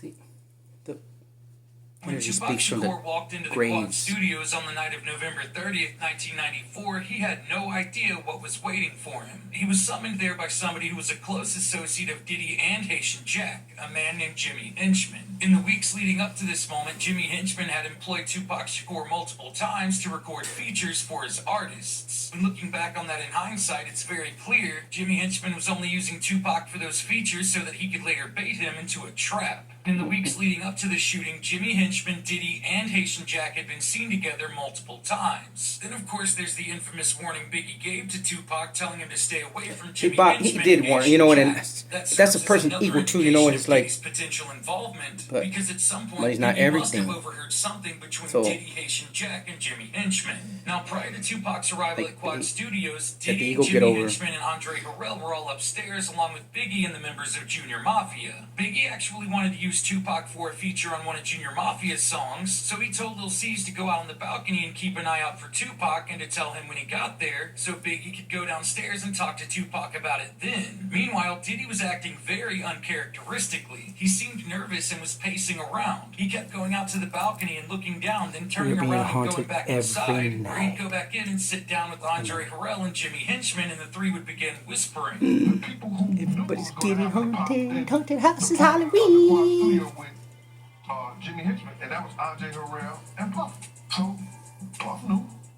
Andre Harrell knew. Not only that, but Diddy had called Tupac on his cell phone multiple times, asking Rico. him where he was and when he So thought they he was make it going Rico, to or arrive. you could be This going bizarre down for behavior by Rico. Diddy would once again surface a few years later on the day of March 8th, 1997. Eventually, everyone heard Lil C shouting down from the balcony. Tupac Shakur had arrived. Biggie told Lil C's and Nino Brown to go downstairs and meet Tupac. That's when Diddy jumped up from his chair and told them not to go and to wait for Tupac to come upstairs and meet them. But they didn't listen to Diddy and Can you instead got imagine in the them now? elevator and started going What we down would to the have, lobby. what And would it was be that the exact legacy, what moment would that Tupac entered the Quad music would Studios, have been walking created directly over into a jealousy trap. because When those Lil two C's and individuals Nino would Brown have reached the lobby and the smashed elevator doors opened, everybody. they were confronted by two armed men who pushed them back into the elevator. The two men then turned to the approaching Tupac That's Shakur what's and sad. began trying to rob him. Of course, Tupac fought back, and then Think Tupac about it. Shakur would be shot 5 times, twice in the head, It's twice in sick. the groin area, and once in the hand. The two men grabbed Tupac Shakur's jewelry and then fled the scene. That's when onlookers immediately ran to Tupac Shakur's aid. The police and paramedics would then arrive and begin treating Tupac Shakur for his injuries. A shaken Biggie Smalls responsible for what happened to him. He especially felt betrayed by Biggie, who felt like the warning he gave him was too vague. Instead, he felt like Biggie should have told him that his life was in danger. Of course, Look Diddy at would him. deny The any guilt. involvement at all in what happened to Tupac, even though all the evidence that's accumulated over the years definitely says otherwise. Nevertheless, Look at the that. beef was definitely on. Making matters worse, Diddy persuaded Biggie to release a song that he originally took off his album. In See? February 1995, the Notorious B.I.G. telling would the release narrative. the song Who Shot Ya. Of course, Tupac immediately saw this as a diss track Already and planned cried at that scene. him. However, Rico. that's not exactly true. Remember, Biggie recorded Ready to Die when he was still signed to Uptown Records in 1993 and actually recorded Who Shot You back Tell then what you with wanna Keith know. Murray on the second verse. Know somebody now.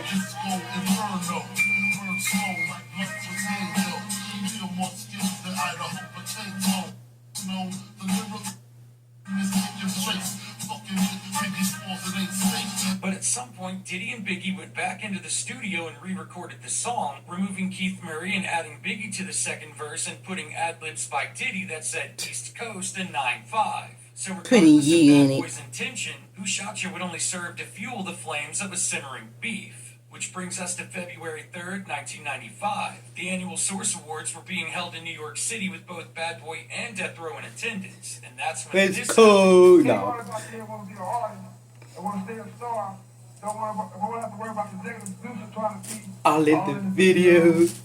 all on the record, All in the video. dancing. Come to death row. No. The East Coast ain't got no love for Dr. Dre and Snoop Dogg and Death Row. Y'all don't love us. Y'all don't love us. And Ain't it was nobody crystal G, come clear on that now. Suge Knight's comments were aimed at Diddy. Then on September 23rd, 1995, things would only continue to spiral out of control. Another one. Diddy, Rico! along with other members of Bad Boy, were in Atlanta, Georgia, celebrating Jermaine Dupri's birthday at a nightclub when the event was Pedophile! crashed by Suge Knight and Death Row. This resulted Everybody got Rico in Jackson, they all go down. everyone was kicked Ain't out nobody of the club. saved the Then Lord while said so. outside, things calmed down and both sides came to a short truce. That's when everybody's attention was turned across the street because they heard shots fired. Scorpios. It turned out to be somebody just shooting in the air. But while everyone's attention was across the street, Yeah.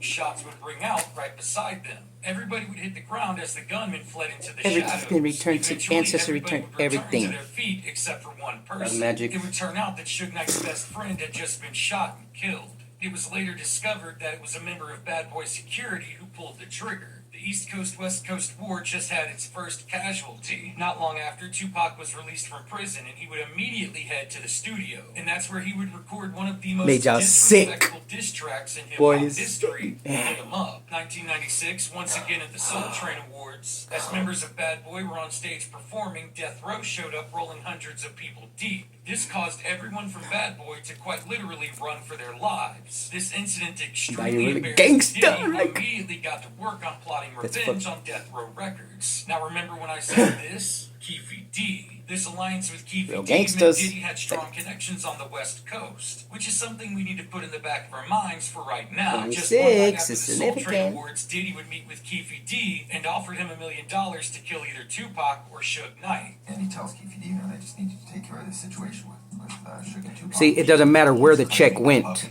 him $1 million to The kill payment was made Suge. with the intent. Yeah, both their names came out. There was intent already. It was lined up. It was already done deal. It doesn't matter where it went because the transaction already happened. Doesn't matter if it went to him or not. Rapper Tupac Shakur was shot here in Las Vegas. The rapper was shot The inside intent- of a BMW while stopped at a red light on Koval and Flamingo. The intent is there. It does not matter where the money went and who it went to. If it wasn't for him, Sean Combs, to put the ball in motion to offer $1 million for a man's life to harvest the energy, it doesn't matter. The money, the transaction happened. The intent was there. It was.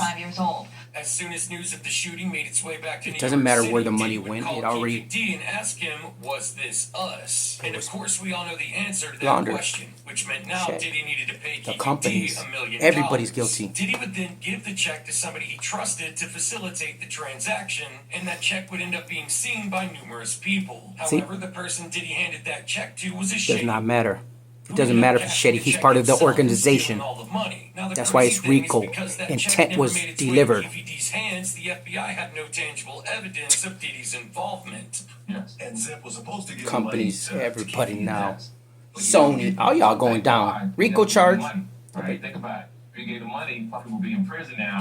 A murder for hire. Well, he's in prison. So thank God. It's just a He did hire for murder. It's just because they got scammed. Sorry, you just got shady. You got shady motherfucker working with shady motherfuckers. That So is literally the only reason Diddy was never implicated in the death of Tupac Shakur. Now, not only was Tupac You ain't Shakur getting killed, out. but Suge Knight Sean in Las Combs. Vegas violated his probation, which meant he got arrested and sent to prison for 8 months. In one fell not well in the Bad Boy family. Biggie Welcome kept running back. out of money and didn't understand why. And for the very first time, Biggie had somebody take a close look at his contract. That's when he discovered that the person he trusted most in the world had been him the entire time. He said, I'm broke. I said, With "You broke? no Why Vaseline. you know that? I said, talking around their mouth, big.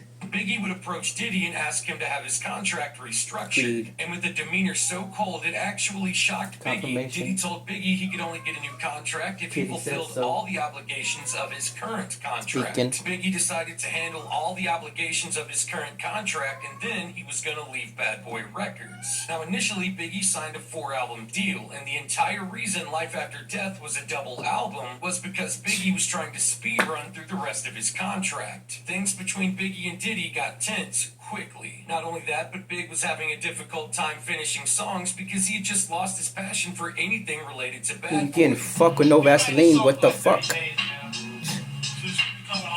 Read.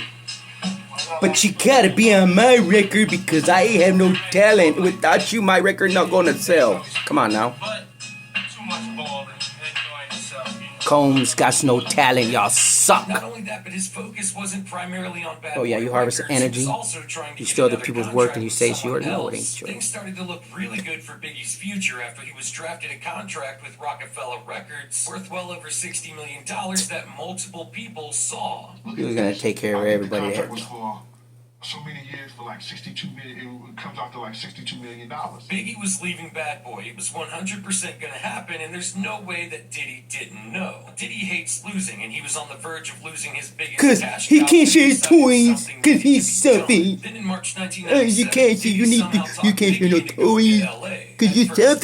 didn't want to go at all. He was recovering after a car accident where he broke his femur, so traveling was very uncomfortable for him. Not only that, but Biggie had shows booked in London that he really wanted to do. Biggie didn't want to go to LA. He may not have wanted to go to London, but was talked into it. First time ever a rapper of your stature getting this treatment. That would be something he would be interested in doing. Now, everyone always says Diddy was able to talk Biggie into going to LA, but they never really say exactly how. Part of Biggie's contract stipulated that he It's in would the provide juice. multiple features for Diddy's album. It's in the which was pudding. It's in the recorded lemon in drops. LA. It's in So the main ice reason cubes. Biggie went to LA was so he could check another box off his contract and get him one step closer to leaving Bad Boy Records. The Biggie reluctantly licorice, agreed to go to LA with Diddy, and his death clock Jolly stopped Ranchers. ticking. Now, while Biggie was in LA, he did a few media appearances, but his primary focus was those features. So Y'all need to go back and take all that. Check all the candies. Meanwhile, Check the same everything. bizarre behavior people had You're noticed gonna out find of so Diddy on much the night of more. Tupac's attack at Quad Studios had once again Hidden in plain resurfaced. sight. And it was clear to everyone around that Diddy was acting very strange. Meanwhile, Biggie would finish all of his required Coen features Brothers for Diddy's broke, extremely losing y'all's homes. Y'all distasteful going from album, wealthy No Way to Out. And the last verse welfare. Biggie would ever record was for the song government cheese, bacon cheese, but yeah, pin.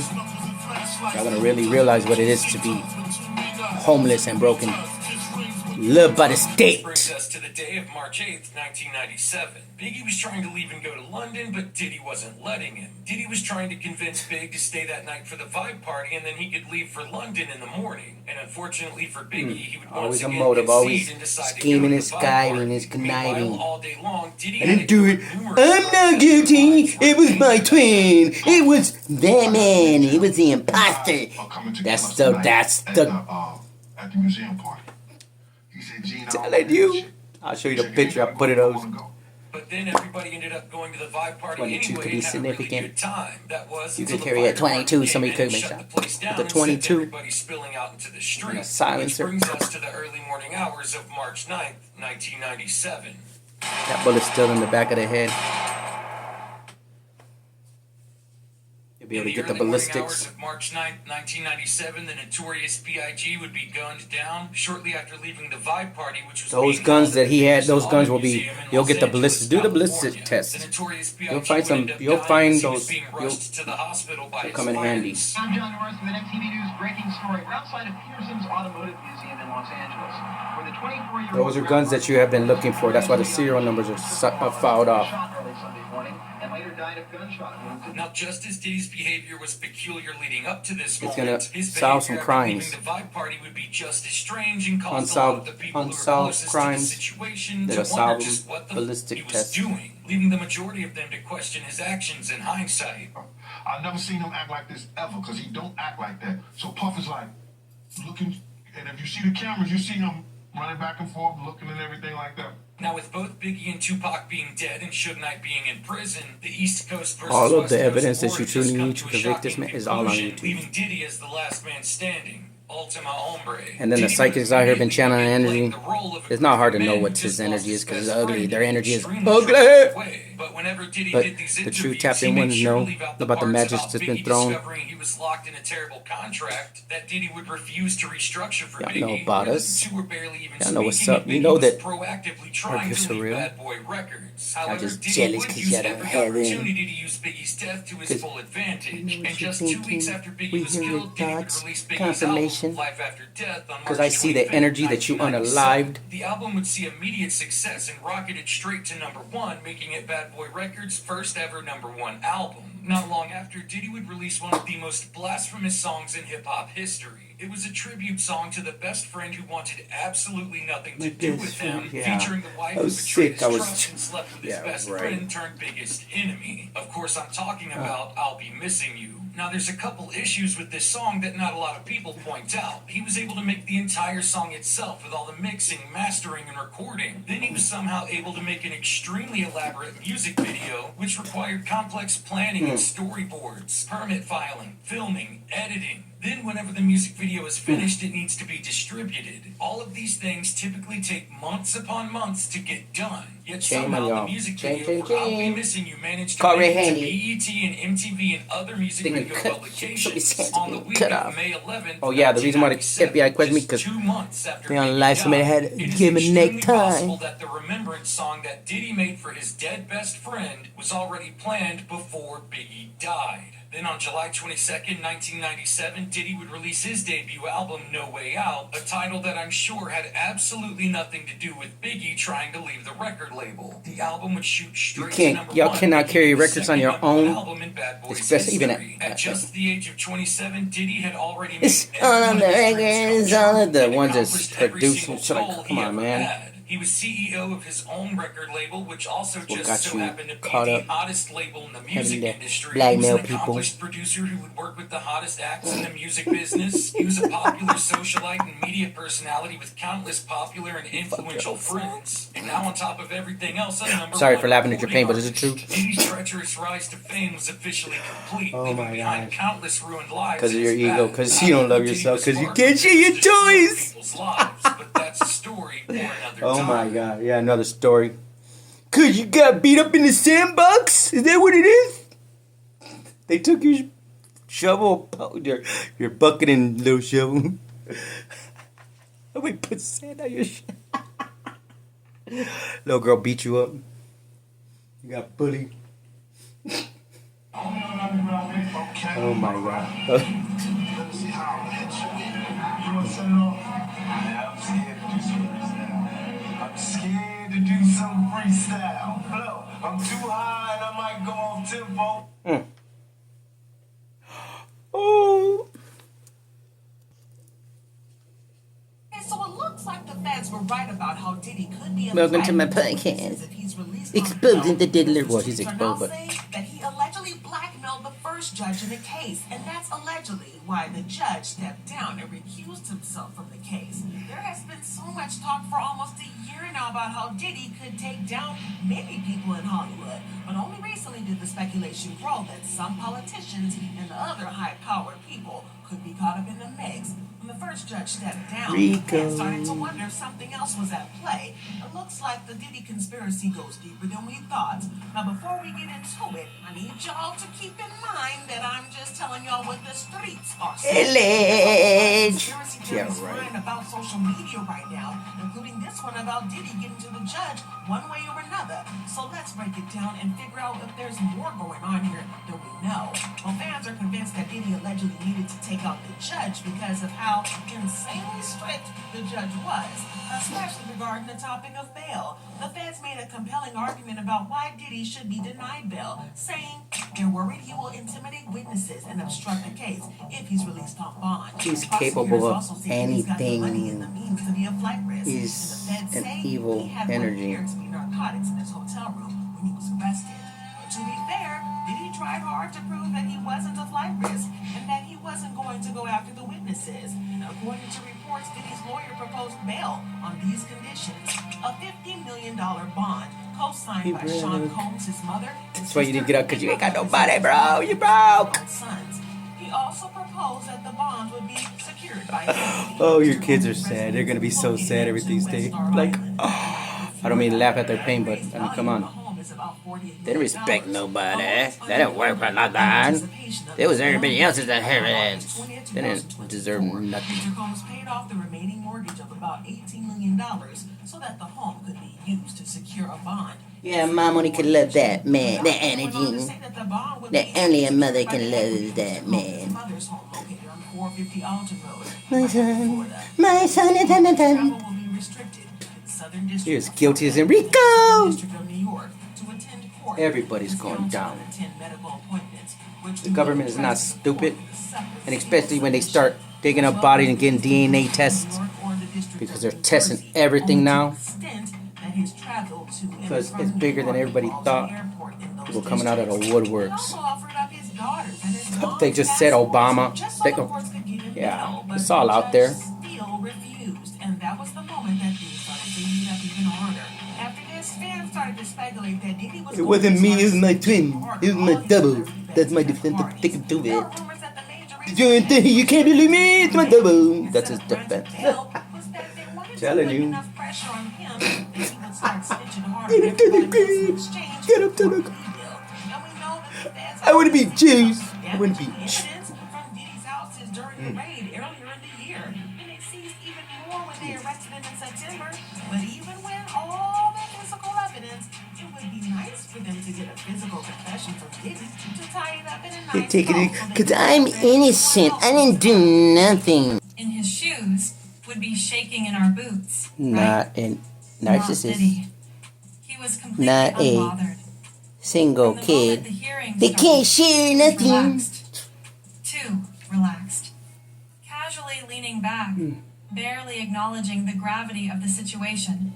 He You acted don't have like the emotion. You don't know how to whole thing love was beneath him. nothing. It was almost like he thought the You rules think you didn't can- apply to him. At one point, he even had the nerve to smirk. And trust me, that smirk did not go unnoticed. The judge? Oh, he was visibly ticked off. You could feel the tension building with every glance the judge threw his way. The Diddy's energy. arrogance wasn't doing him any favors. And keep in mind, Your this ego. wasn't just some The first local thing court that has to case. go. This was federal court, where judges are known for Oh, being yeah. strict and playing zero games. Your sons are The gone. judge in charge, because of an you. experienced pro who's seen it all, was clearly not amused Your by Diddy's bloodline, careless attitude. your legacy is And then gone because it of happened. you. Your ego. Watch. After That's what the holding Lord his does. He cool for as long gives as and he possible, takes. the judge And you snapped. He had been waiting for Diddy Lord to said, take things seriously, but when it was clear that wasn't going to happen, he let him have it. Things went from tense to explosive in a matter of seconds. The gavel hit the bench with a sharp crack that echoed like thunder, and the entire room fell silent. All eyes snapped to the front as the judge leaned in, his gaze locking on to Diddy. The atmosphere shifted instantly. Yeah. Shock rippled through the courtroom. This wasn't just a slap on the wrist. This was a verbal beatdown. The judge's words were like daggers, cutting through the air as he laid into my Diddy in a way no one expected. Oh shit. He didn't sugarcoat a thing. This is not a game, Mr. Combs. It's not a game, Sean. Puffy Combs. This isn't some award show, some music video where you get to walk away when the cameras stop rolling. He wasn't playing. This is real life, and you need to start acting like it. The Act like a tension was grown-up. thick, and Diddy's confident smirk vanished faster than anyone could blink. This was real, too real, and the judge made sure Diddy knew it. The speech didn't stop there. The judge drilled into him, reminding him in no uncertain terms that the charges he faced could rip his entire life apart. It wasn't just about his reputation or his fame. This was bigger than Diddy. This was about justice, about the people hurt by his actions, people who deserved to see consequences. The judge's voice wasn't just stern. It had this strange, almost fatherly tone, like he was giving a final warning before the hammer really came down. But make no mistake, beneath that fatherly tone was pure frustration. He was angry, and you could tell that Diddy wasn't used to being spoken to like this. For a split second, Diddy's bravado slipped. He looked genuinely shaken, like he hadn't expected anyone to have the guts to call him out so directly, so publicly. But just as quickly as his facade cracked, Diddy's arrogant composure returned. It was almost as if he still believed he could just brush it all off like a bad performance review. That's when things got really intense. The judge, now fully fired up, leaned in and started listing off everything wrong with Diddy's behavior. His words were sharp, each one a precise jab. He ripped into Diddy's blatant lack of respect, not just for the court, but for the entire judicial process. This courtroom demands The human respect, race, the human life. the judge thundered, his voice booming. Your attitude, it's an insult to every person in this room. You could America, feel the electricity the in the world. Come on air, now. the tension mounting with every single word. People in the gallery were practically holding their breath, eyes darting between the judge and Diddy, waiting, hoping for some sort of reaction. But Diddy, he just sat there, unfazed, like nothing the judge said could penetrate his ironclad. Get dicks in my ears. No. How could someone be so dismissive, so detached, when his entire future was hanging in the balance? Oh my God. Anyone else would have been trembling. Can you just suck dick? The old balls. The old balls. You know, they smell like the banana cheese. He shifted gears, reminding Diddy of the seriousness sorry. of the charges he Not was a laughing facing. matter. Sucking Charges that could put banana a man behind cheese bars balls. for a long time. Oh my God. These weren't minor infractions you could shrug off with a fine or a slap on the wrist. The cheese. There was Diddy, Licking. sitting He made you cool lick as the ice, shit off his ass. like he hadn't heard a single word. The goldish. It was maddening, Yes. to say the least. How could someone be so disconnected from reality when everything was on the line? Because he made sure you It weren't a was man. like watching a train speeding toward a cliff, That's why you and the did what conductor you did. didn't even care. Because he belittled It you. was He like showed you watching who a was in train charge. wreck in slow motion, painful, inevitable, And then you had to show your impossible to power turn of away what from. somebody taught you. You just knew things were going to The learned spiral behavior. even further out of control. But you couldn't help you but weren't keep your eyes a glued man. to the He made unfolding sure drama. when you At one took point, it and Diddy's went lawyer, sensing how Me- bad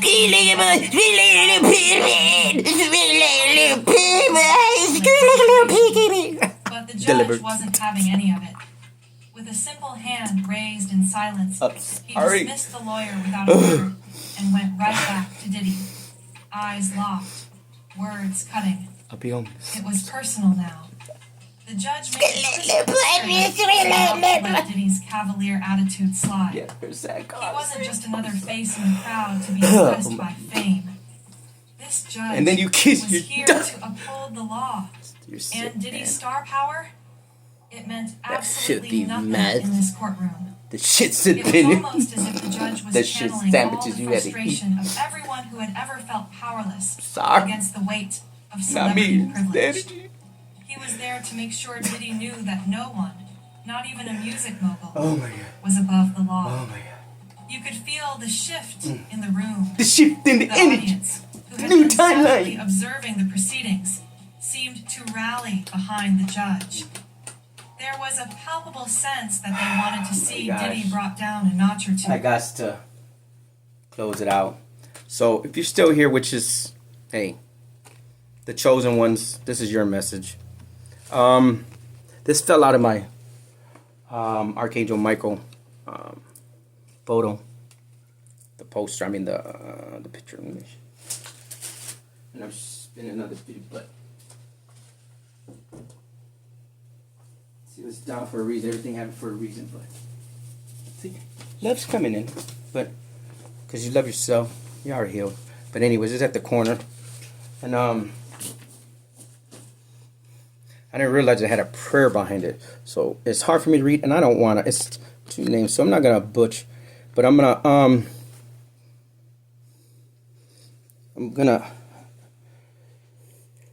I sing of heroes and pies. Oh my gosh, I hate to butcher something, and hate is a strong word. I'm sorry, I dislike it very, very much. Very embarrassing, but God of love, you kindle our soul's desire. You are most feared of the gods. To serve you is to succumb to complete surrender. You see the best in us and demand it be so. In your name, the souls willingly face transformation. Goddesses of the soul, your lessons are in the deepest part of us.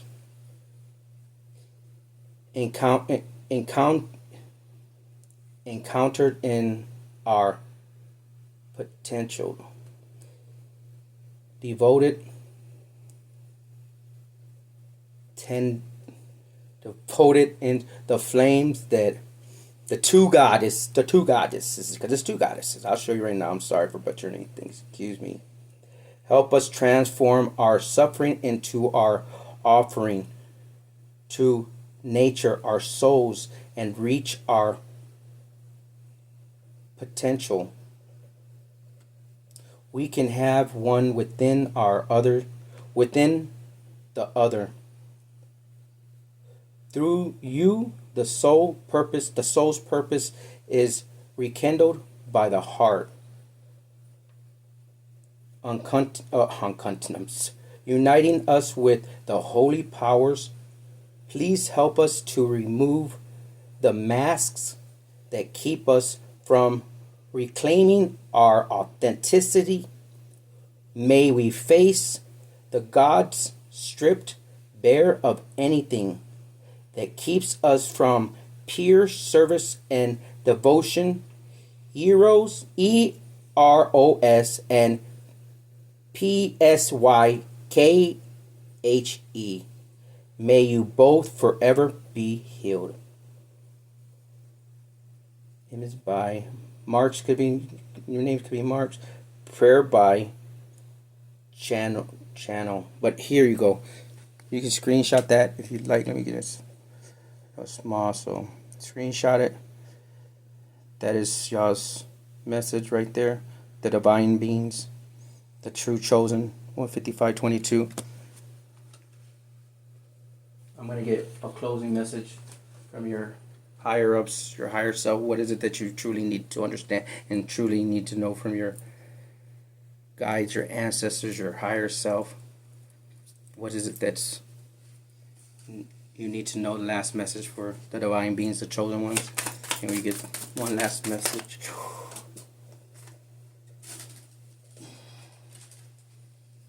Guilt. I release any belief that no longer assists in my soul's growth. He's guilty as guilt. It's on the bottom of the deck. Growth. Health. Growth. I want to expand my consciousness. My consciousness and my awareness. Health. I will honor the physical vessel that ensures my soul. That's what's good. Death and rebirth is the hardest thing. I'm so sorry.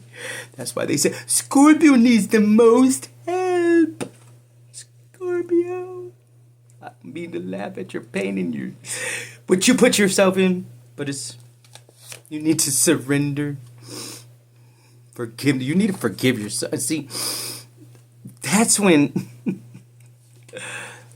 they get serious.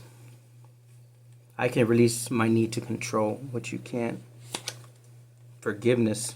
I acknowledge that harboring resentment blocks the flow of love. Well, I'm sorry, I'm still Diddy, Sean Combs, because y'all have already done this. Y'all's energy is like y'all's straight up, because you have gratitude. See, he does not. He doesn't forgive. He can't surrender nothing. See, the moment that you forgive yourself, that's the moment you take that leap. Because that's the hardest thing to do. Not what people have done to you. It's what you've done to the Lord and the people that loved you. And when you truly understand unconditional love, and you will never know it. Because you thought an emotion was something. You thought love was sex. You thought it was controlling. You thought it was...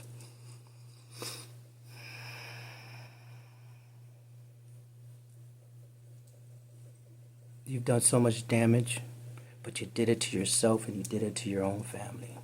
You only can blame yourself. You have nobody to blame but yourself when you're sitting there lonely and crying. And I'm talking about sobbing. Because when you realize this all could have been prevented, this all could have, been avoided. Honesty, because you have to be honest with yourself, because you're in denial. You know, because you have adversity. I accept the challenges are the best way to learn. See, what is going to happen is you're going to live the rest of your life in that agonizing pain. And it starts with your heart, because that's a broken heart is something people don't, it'll kill you. Because trust me, that's the truth. I accept that my inner voice will always guide me correctly. Because you don't have no patience. I accept that everything happens in divine order. See, people without patience, they're not willing to wait. They're not willing to do the work. We're not talking about being perfect. We're talking about unconditional love. Open your heart to the Lord and feeling that love that He gives you unconditionally. And understanding what true love is and what true camaraderie is. And being just a genuine person that truly just flows with the rhythm. Just doesn't like conflict. Really, I love being by myself. Because I don't have to worry about nobody stabbing me in the back, stealing from me. So peaceful. Because I love myself. Because the Lord loves me. The Lord's loved me my whole life.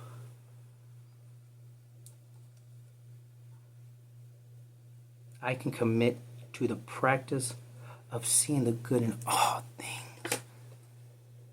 Waking up is a blessing, and people just don't understand. Because change. Because if you don't change, well, judgment is here. But judgment has already been called on everyone. Y'all just don't know it. See, we do. We've been saying it, but now the judgment is here. I understand that everyone has their own unique path and challenges. Because you're not a service man and you're going to be in service thinking it. No, I'm sorry. I feel good when I can help others. And you, believe me, Diddy, I know you believe it. I know. When you was fun under.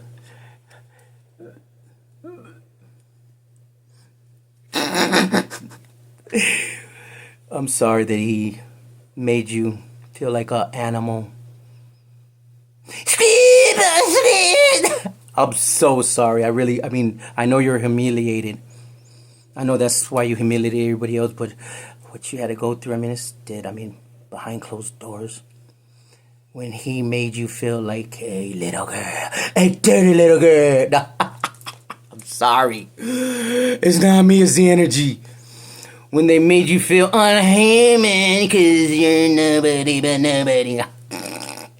Cause they showed you who was in charge. They showed you who was boss. Cause the grief, the pain is in your heart. And I'm laughing at your pain. And I'm laughing where you're at. Yeah, I'm laughing at you, Sean Combs. I understand that losing something is an opportunity to appreciate. That's the truth. That is the truth. See, this is a backwards hat. They made it for you. Dallas is just doing it myself. Because I realized, because you look, but it's self-esteem. Because you have no self-esteem. You have no self-worth. You don't even know what self-worth is. Sorry, this. I possess gifts of the soul that benefit me and others. Y'all lost every gift y'all had. Happiness. Because happiness is where you make it. Happiness is within, and that's it. Nobody can make you happy except for yourself. I'm aware that being happy means that I am on my right path. Abundance. What does what is it? And that's it. No.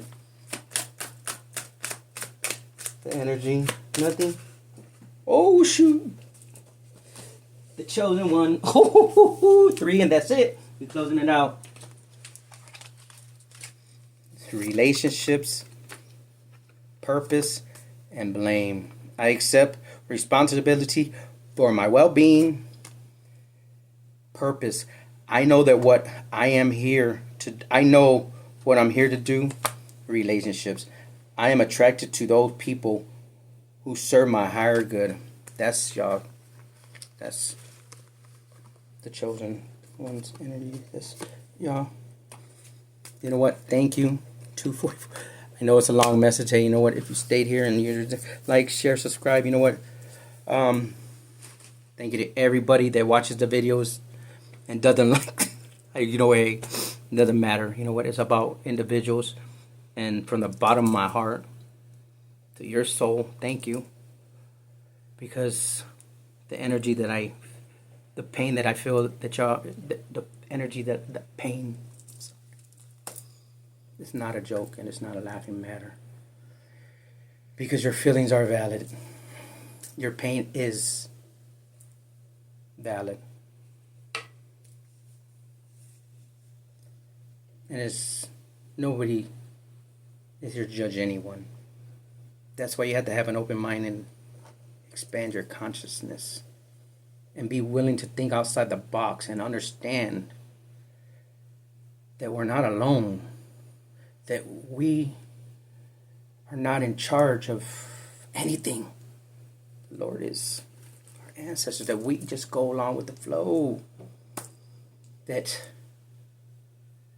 it's okay to be alone. It's okay to sit and just understand. And you don't have to have people around you. Nobody can love you to make you happy. Nobody can. It's you, and it starts with you and you only. And once you release the need to know, or release that ego, or release everything and do it for yourself because you want to change, that's the day you'll understand and you already accepted the Lord. One more time, Lord, come into my heart. It's open for you. Forgive me for any sins, Lord. Come and help me take over the steering wheel of my life. We're not perfect. We're not judging. We're not here to judge. But you build, they'll come. Compassion, empathy.